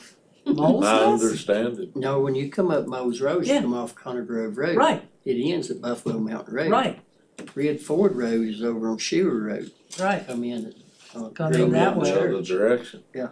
And that's the way I'd prefer to go. But I didn't know that road crossed though. I think. You'd have to cross there about Sufton's for a top hill. That's that old road that goes down Fuber Garden Sufton. Yeah, okay, alright. Yeah. I get it now, Yeah, yeah. you You got got it, I Yeah, think we got it that figured old, out. yeah, it's an old road, yeah, Yeah. okay. the old roadway, Yeah. Yes, and which so far I Thank you. talked to the property Is- owner today. is On Moles or actually a Redford? discontinued road. Isn't it? It is discontinued. It's not abandoned, but it's just, so there's right of way still through there. Hence, why abandoning It's is a not bad idea. always in the best interest of everybody in this county. Right. Cause you never know. Here is a case in point. Had it been abandoned, then this would not even be an option. So you just need authorization. Just saying. to Talk to them to do it. Yes. The floor is open to a motion. I'll make it, oh, you go ahead. I'll make that motion. Second? Motion second, call the roll. All right.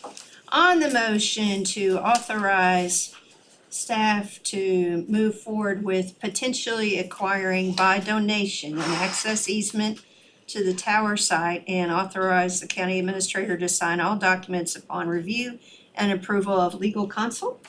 Ms. Cookenbook, Yes. Ms. Bechtel, Yes. Mr. Cox, Yes. Mr. Booth, Yes, and Mr. Sherman. Yes. and if it turns out anything other than a donation, we'll have to get back with you and call a meeting. You wanna go ahead and do F so I don't forget it? Yes, sir. And so F was to set the public hearing. Here. Thank you, yeah. To propose a joint, thank you, public hearing with the planning commission on current subdivision ordinance to conform to the new changes required as a result of the passage of Senate Bill 974 and House Bill 2660. So move. Second. I'm just trying to keep it moving. Thank you, appreciate That's it. what I'm trying. On the motion to I hadn't had supper yet either. move forward with the joint public hearing, with the planning commission on the current subdivision ordinance So to that's the conform to new changes required as a result of SB Where's the tower site? 974 and House Bill 2660. Mr. Continue Booth? from that, but- Yes, Ms. Kickabout? she asked me a Yes. question, I'm sorry. Ms. Bechtel? Yes. Excuse me. Mr. Cox? Yes. And Mr. Chairman. Yes. Trying to All do right, three thank you. things at one time, I apologize. That's all right. When we set it, I think this is worked out. That's all that I have for the evening. All right, So- thank you. If there's anything else, let me know. But Appreciate it. thank you, everyone. It's been a pleasure. Thank you. confirm it's. Thank you. I thought you was gonna say interesting.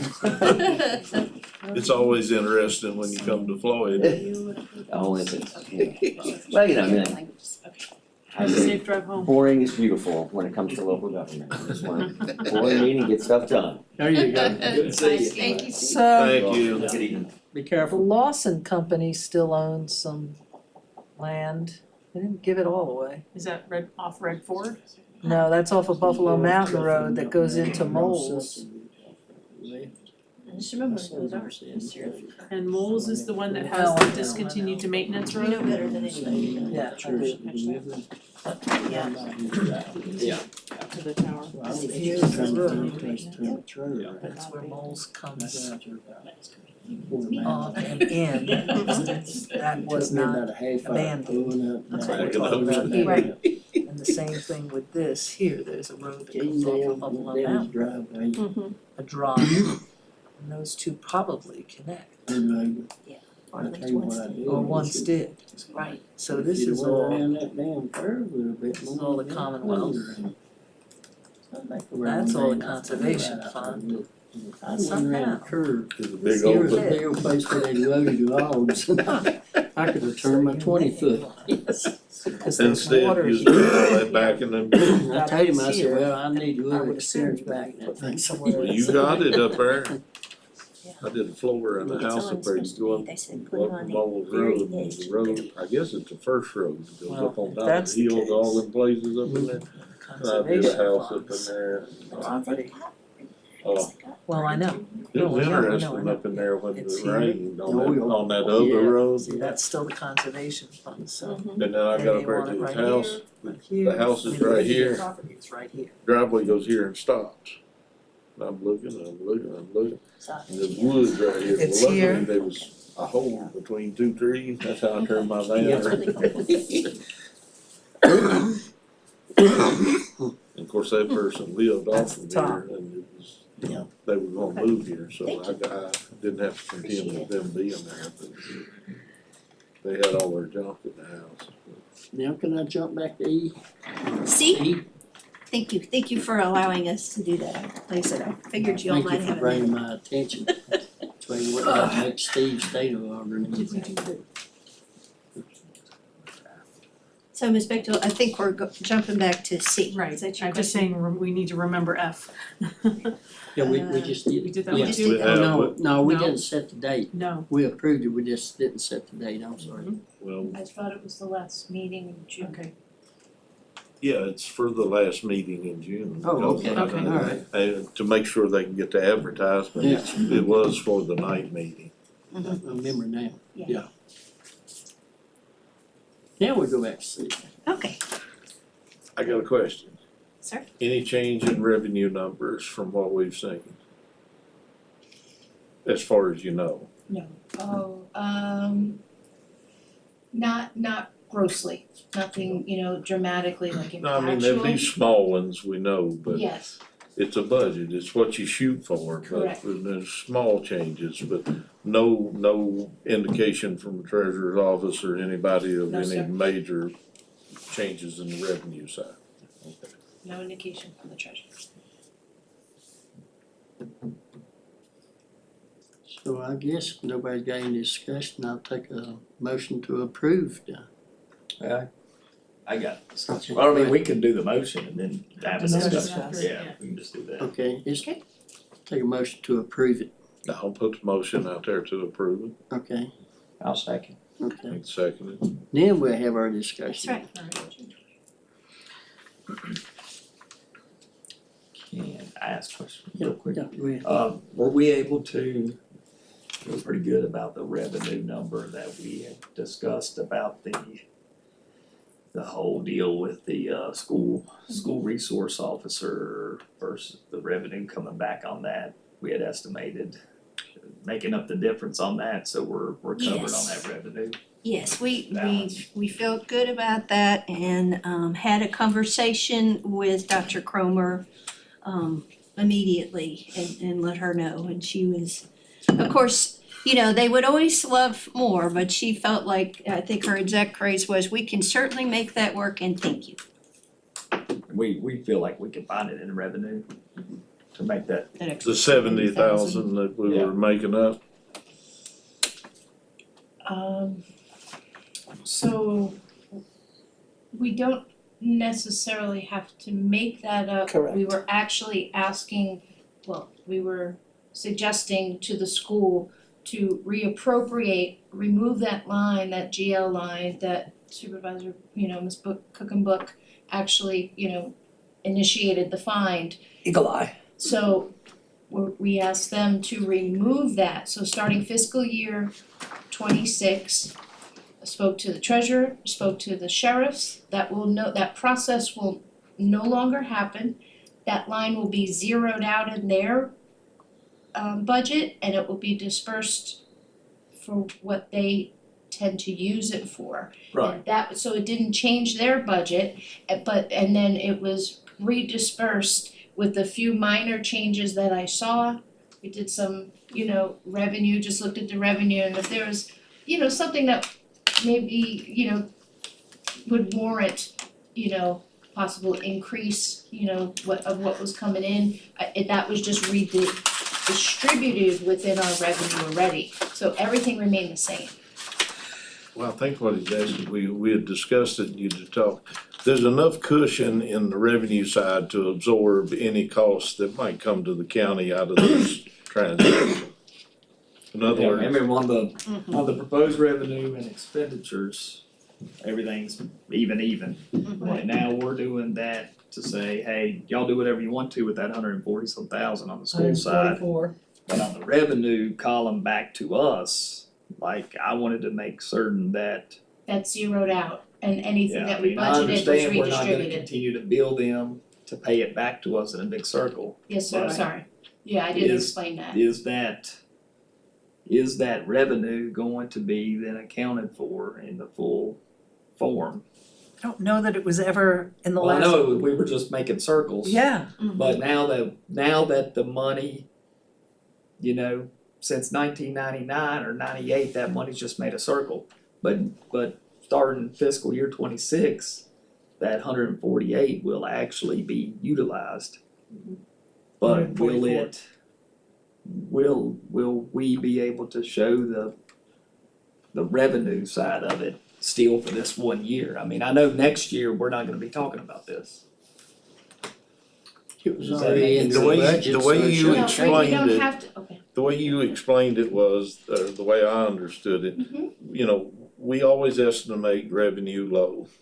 Yes. Oh, yes. And that there's enough room in those things to cover since we're not having that 70,000 or whatever circle back, Correct.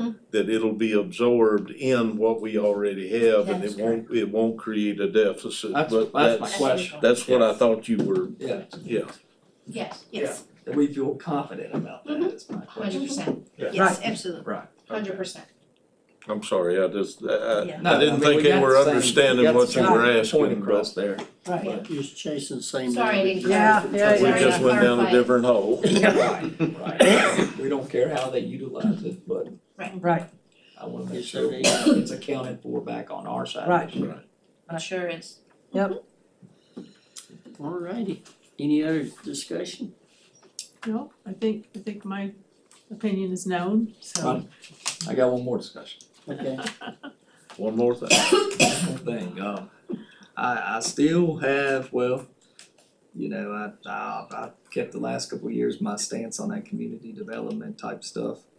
But, we discussed that in a budget workshop and, I'm letting that dog rest right now, but I'm still on Parks and Rec budget. I still have some heartburn on that one.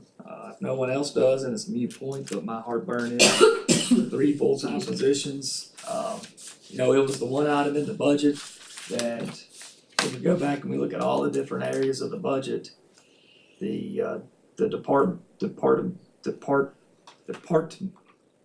departmental, I'm having a hard time saying that word, but it's the one category that, you know, the manager of that department, everyone else presented us a pretty trim budget, and y'all did a good job trimming that one down, but still, I just can't understand the reasoning for their request initially, but even after it was trimmed down on the county administrator recommendation,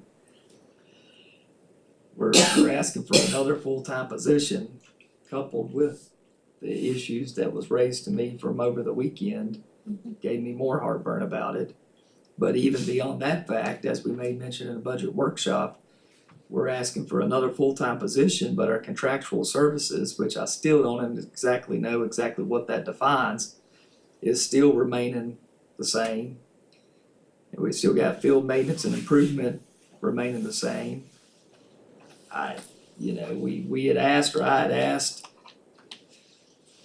several times, and I think we had talked about it several times, to say, well, for me to feel supportive of this move, I would like to see a detailed list of what each position's workload is.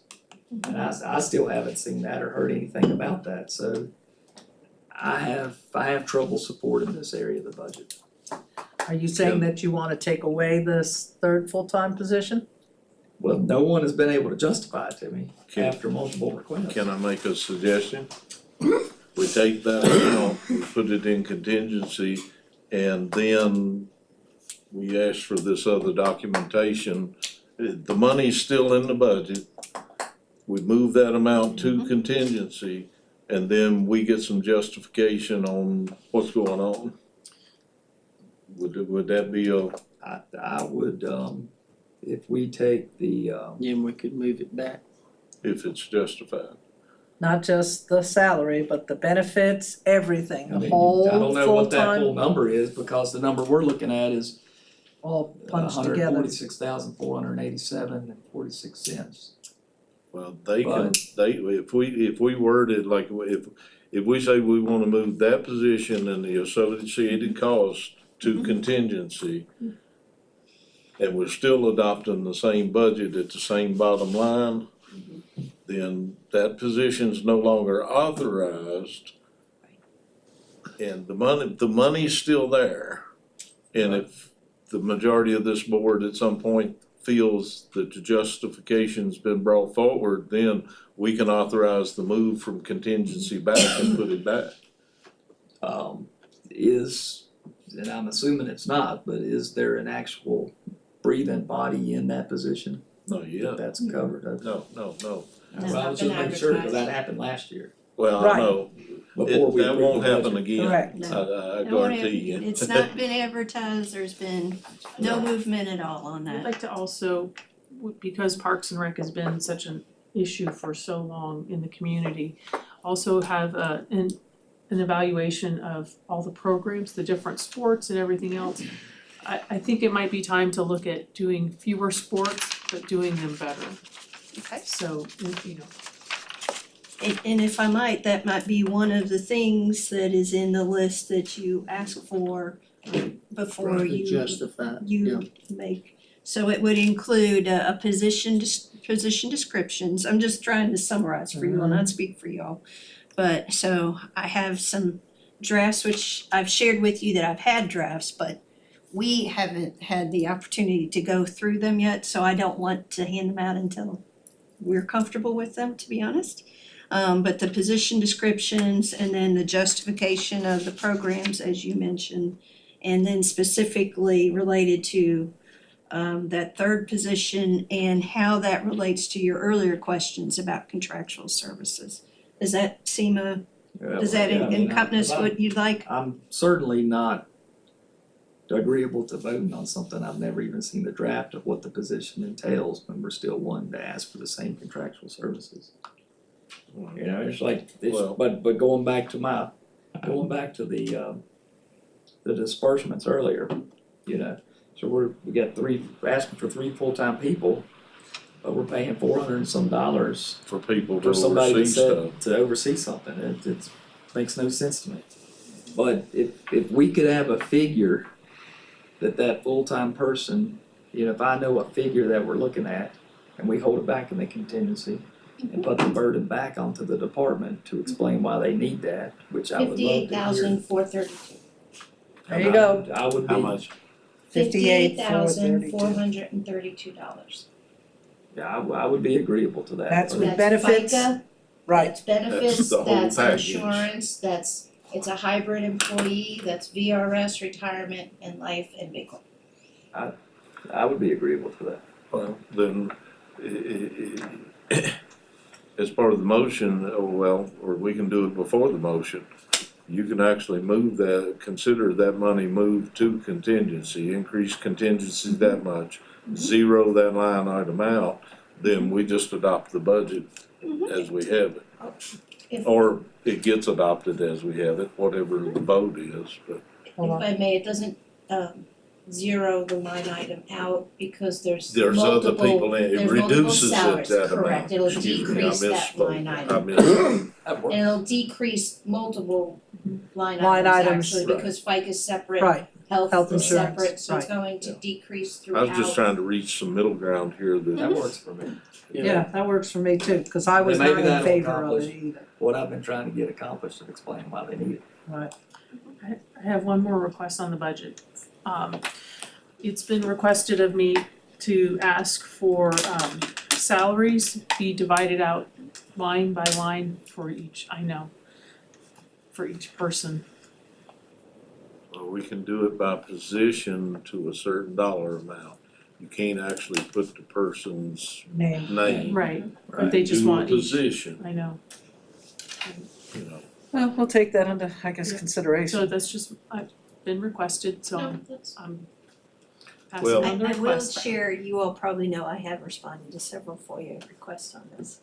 Well, and I do know that in the past history, that's been done like on a separate attachment. Correct. The budget left it in the line item, Right, but then a separate report for the was salaries. put out with the salaries I can by do that. position. Yeah. Do Cause, that. yeah, Munis there's, should make that a whole lot Whole lot easier if you easier. can.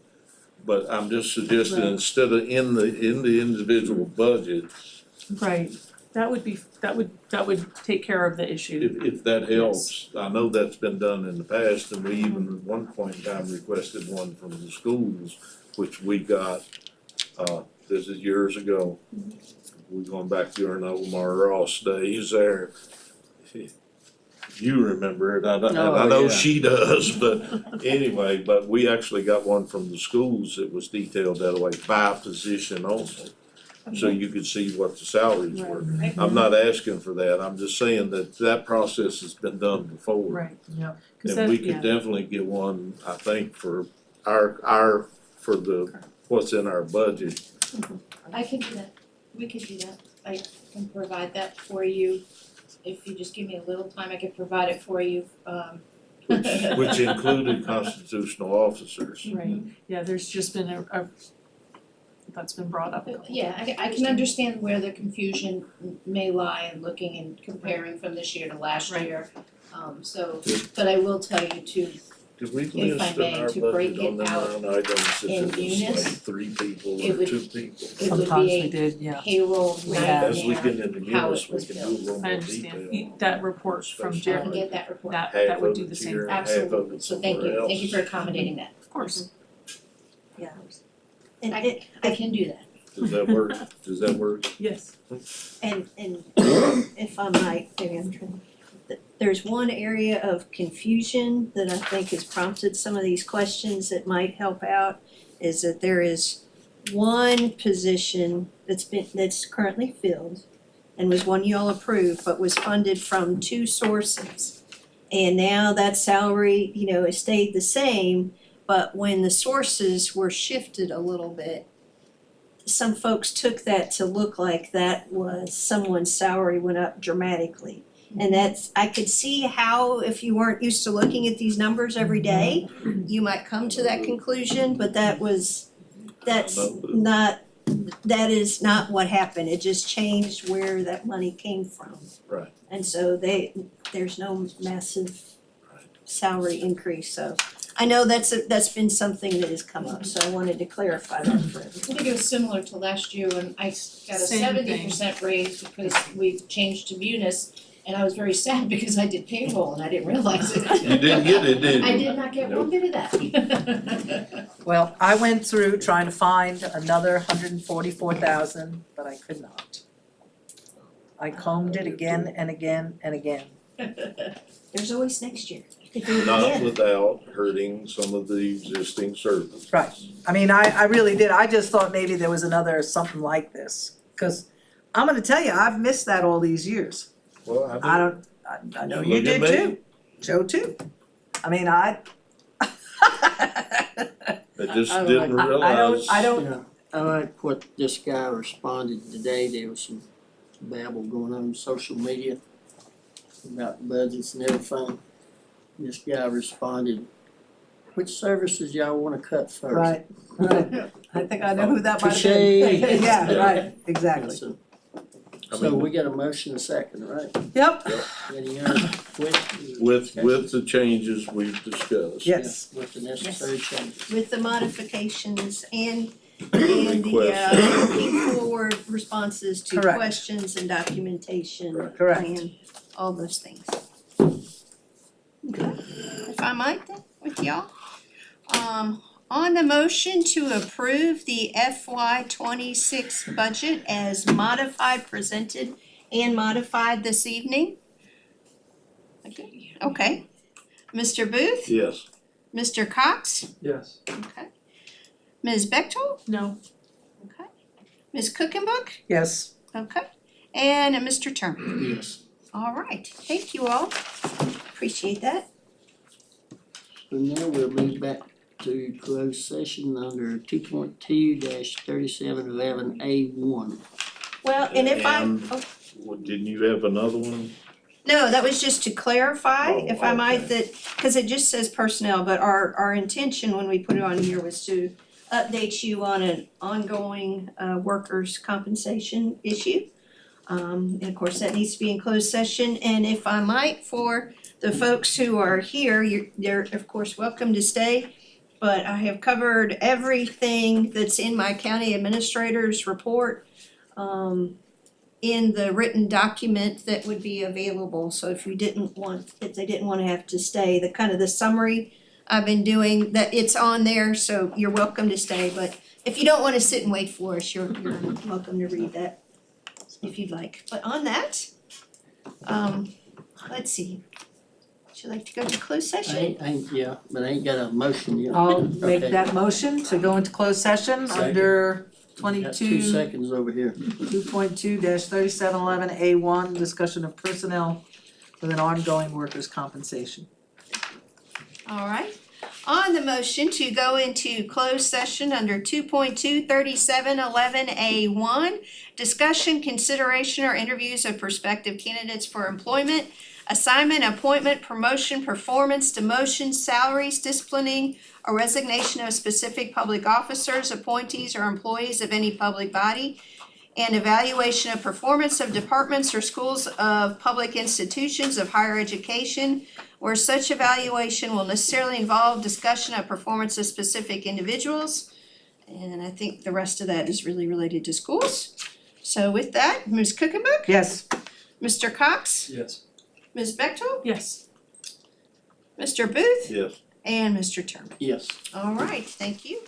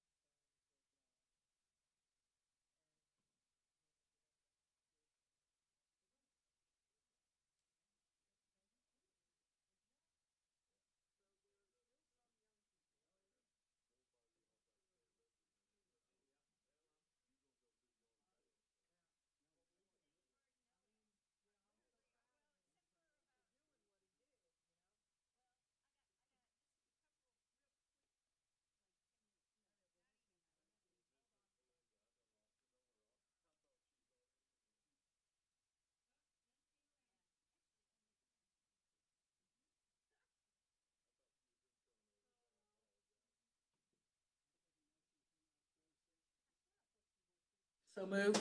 Second. Wait a minute, gotta get Danny on there. Make a motion to come out of closed session. So moved. Second. Motion is second, call roll. On the motion to come out of closed session, Ms. Cookenberg? Yes. Ms. Bechtel? Yes. Mr. Cox? Yes. Mr. Booth? Absolutely, yes. And Mr. Terman? Yes, All right, great. I'll take a certification motion, we only discuss those things when in closed session part. So moved. Second. Call roll. All right, on the motion to certify that we only talked about the things in closed session that we said we would talk about in closed session, Mr. Booth? Yes. Ms. Cookenberg? Yes. Ms. Bechtel? Yes. Mr. Cox? Yes. And Mr. Terman? I so certify. All right, thank you for that. You haven't done that in a long time. Nope. So now we got board time, anybody got anything? And I guess we're gonna pay the bill for another year. Yep, we done did all we could do on that part, so. Yep. Anybody else got anything? Welcome board time. Yeah. I just wanna reiterate, if I can say it right, and thank staff for their whole process during this budget. I really think this has been one of the smoothest budgets, and it's been the hardest, one of the hardest, but it's been a smooth through the whole process. Thank you. I told Dr. Millsap Kim the other day, I said, this is my 15th budget. Wow. And it's the easiest one that we didn't sit around and bitch and whine for 6 months. So we got it fixed, you know, so. I mean, by the time it got to us, it was in line, we made our adjustments, but Yep. I mean, and I think going forward, we get the Munis stuff out of the way, we get the audit stuff straightened out. I think, whoever's sitting here, whether it's me or somebody else next year, I think they're gonna see even smoother That's the plan. process.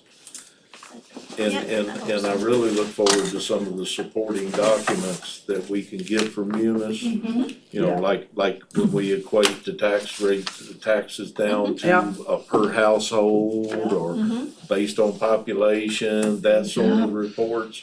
That, I think that'll help the public understand more about the budget than anything we can sit here and try and say. Yep. I agree. Excellent. Let me show you how much of your 44 cents goes here and how much goes there, or whatever the number is. I wondered when you was gonna do that. I got Now. a question real quick. Go ahead. The on green boxes, Yes, sir. dumpsters, is the only site that we currently have in the county at Terry's Fork. That site, is that the only site that we implemented the little bit of the rods that you pull down and then you push? Do we have other ones around the county like that? And has the drivers seen a significant decrease in bear related activity with those sites? Turns out they're compared to others? just as smart as many humans. Okay. Yeah, the only thing, if I might, Ms. Chair, so Mark and I talk every day about green boxes. And so really there's different things that have been tried, but in the end, the only thing that really seems to solve it is a 4-sided fence, or like out at Indian Valley where it is in an open space and then has 3 sides of fencing. Because as long as that's been there, while we've had some blowing debris issues, we've never had Right. any bear issues there. So we've been trying to talk to some of the folks who have the land where we have some of our other stuff. Could we possibly fence in 3 sides? And no one has been taking that offer at all. We've even tried VDOT down here on Route 8, cause that one really needs a backstop. The other thing about Indian Valley is there's barking dogs right next door. Ah, Could we utilize animals? Have you See a been up dog Gardner pound? Road lately? Have I been what? Up Gardner Road lately? No. Three Oh, of- no. Three of them trailers are gone and all the dogs are gone. Good. Because I know that there was a big issue While we're on that subject, I'm sorry. just recently. Go ahead. At the top I of was up Benway there Hill that day. there, where, what is that, Valley Tower? No, Valley Transport. Valley Transport, Okay. the bears has been in them boxes. I saw them this morning when I come through. They've been cleaned. I was by there this Oh, afternoon. they did get them? It's all cleaned. Yep. My son-in-law come by Buffalo Mountain there one going to work. He said that old big bear standing out there beside the green box looking around. Yep. Yep, we just, Mark and I went through the list and we now officially have more green box sites with bear problems than without bear problems. Right. Well, So, No I know doubt. there's 5 bears in my area, so you know. Yeah, the bears seem to be, they're having triplets. mhm. A lot of them I've seen. These are grown. 'Cause No, but I had- mean, Yeah. the bear population is getting even bigger because, I mean, a lot of them had triplets this year. They got a lot of food. We got a lot of restaurants. That's right, that's right. We're providing restaurants for them, Yeah. so.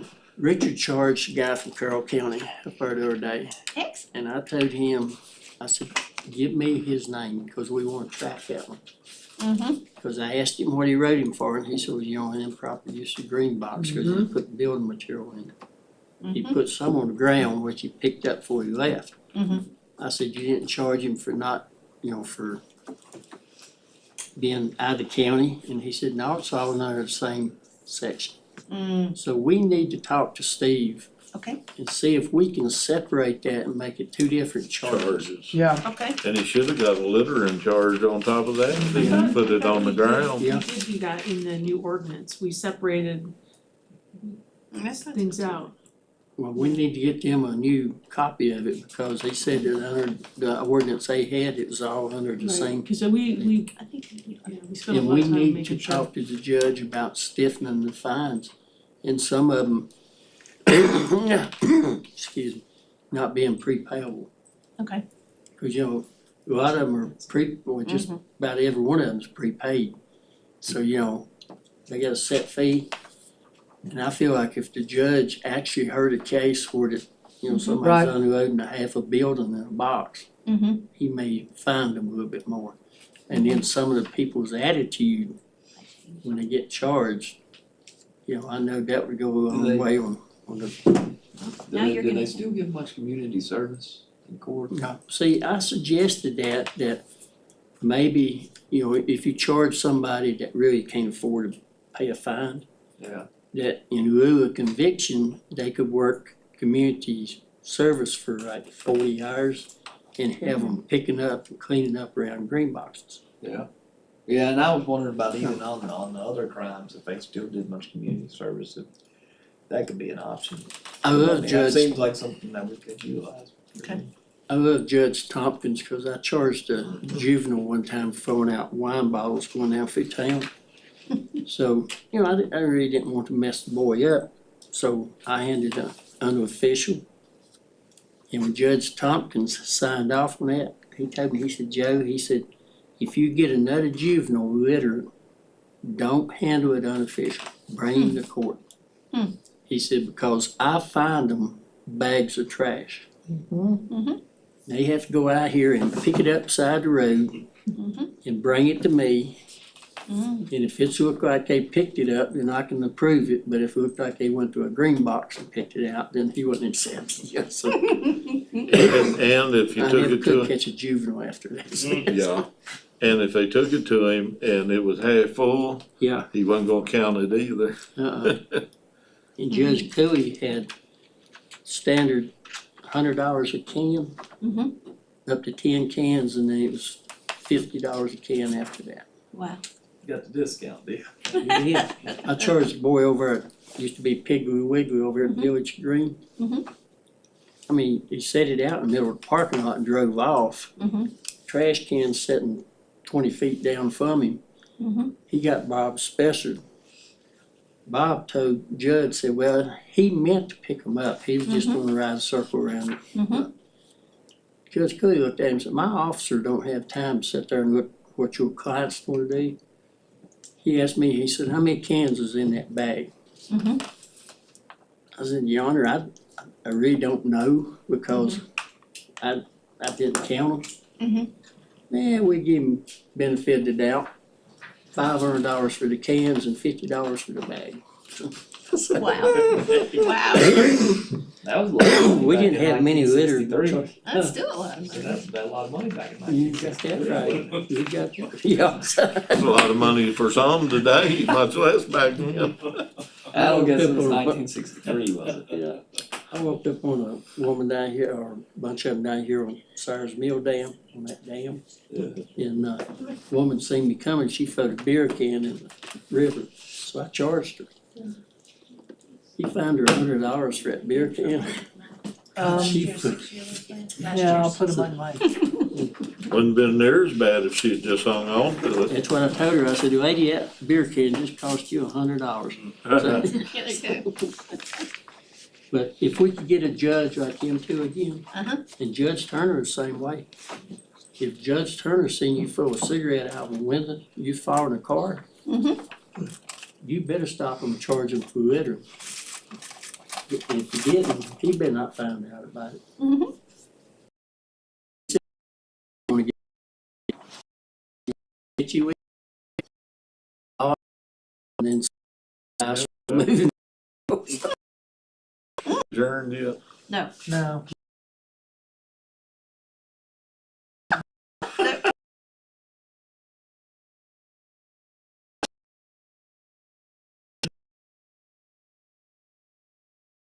One thing. And to, we've talked about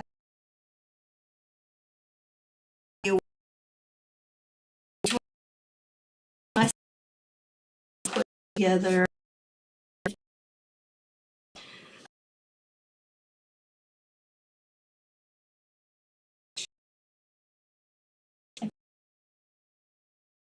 and I've got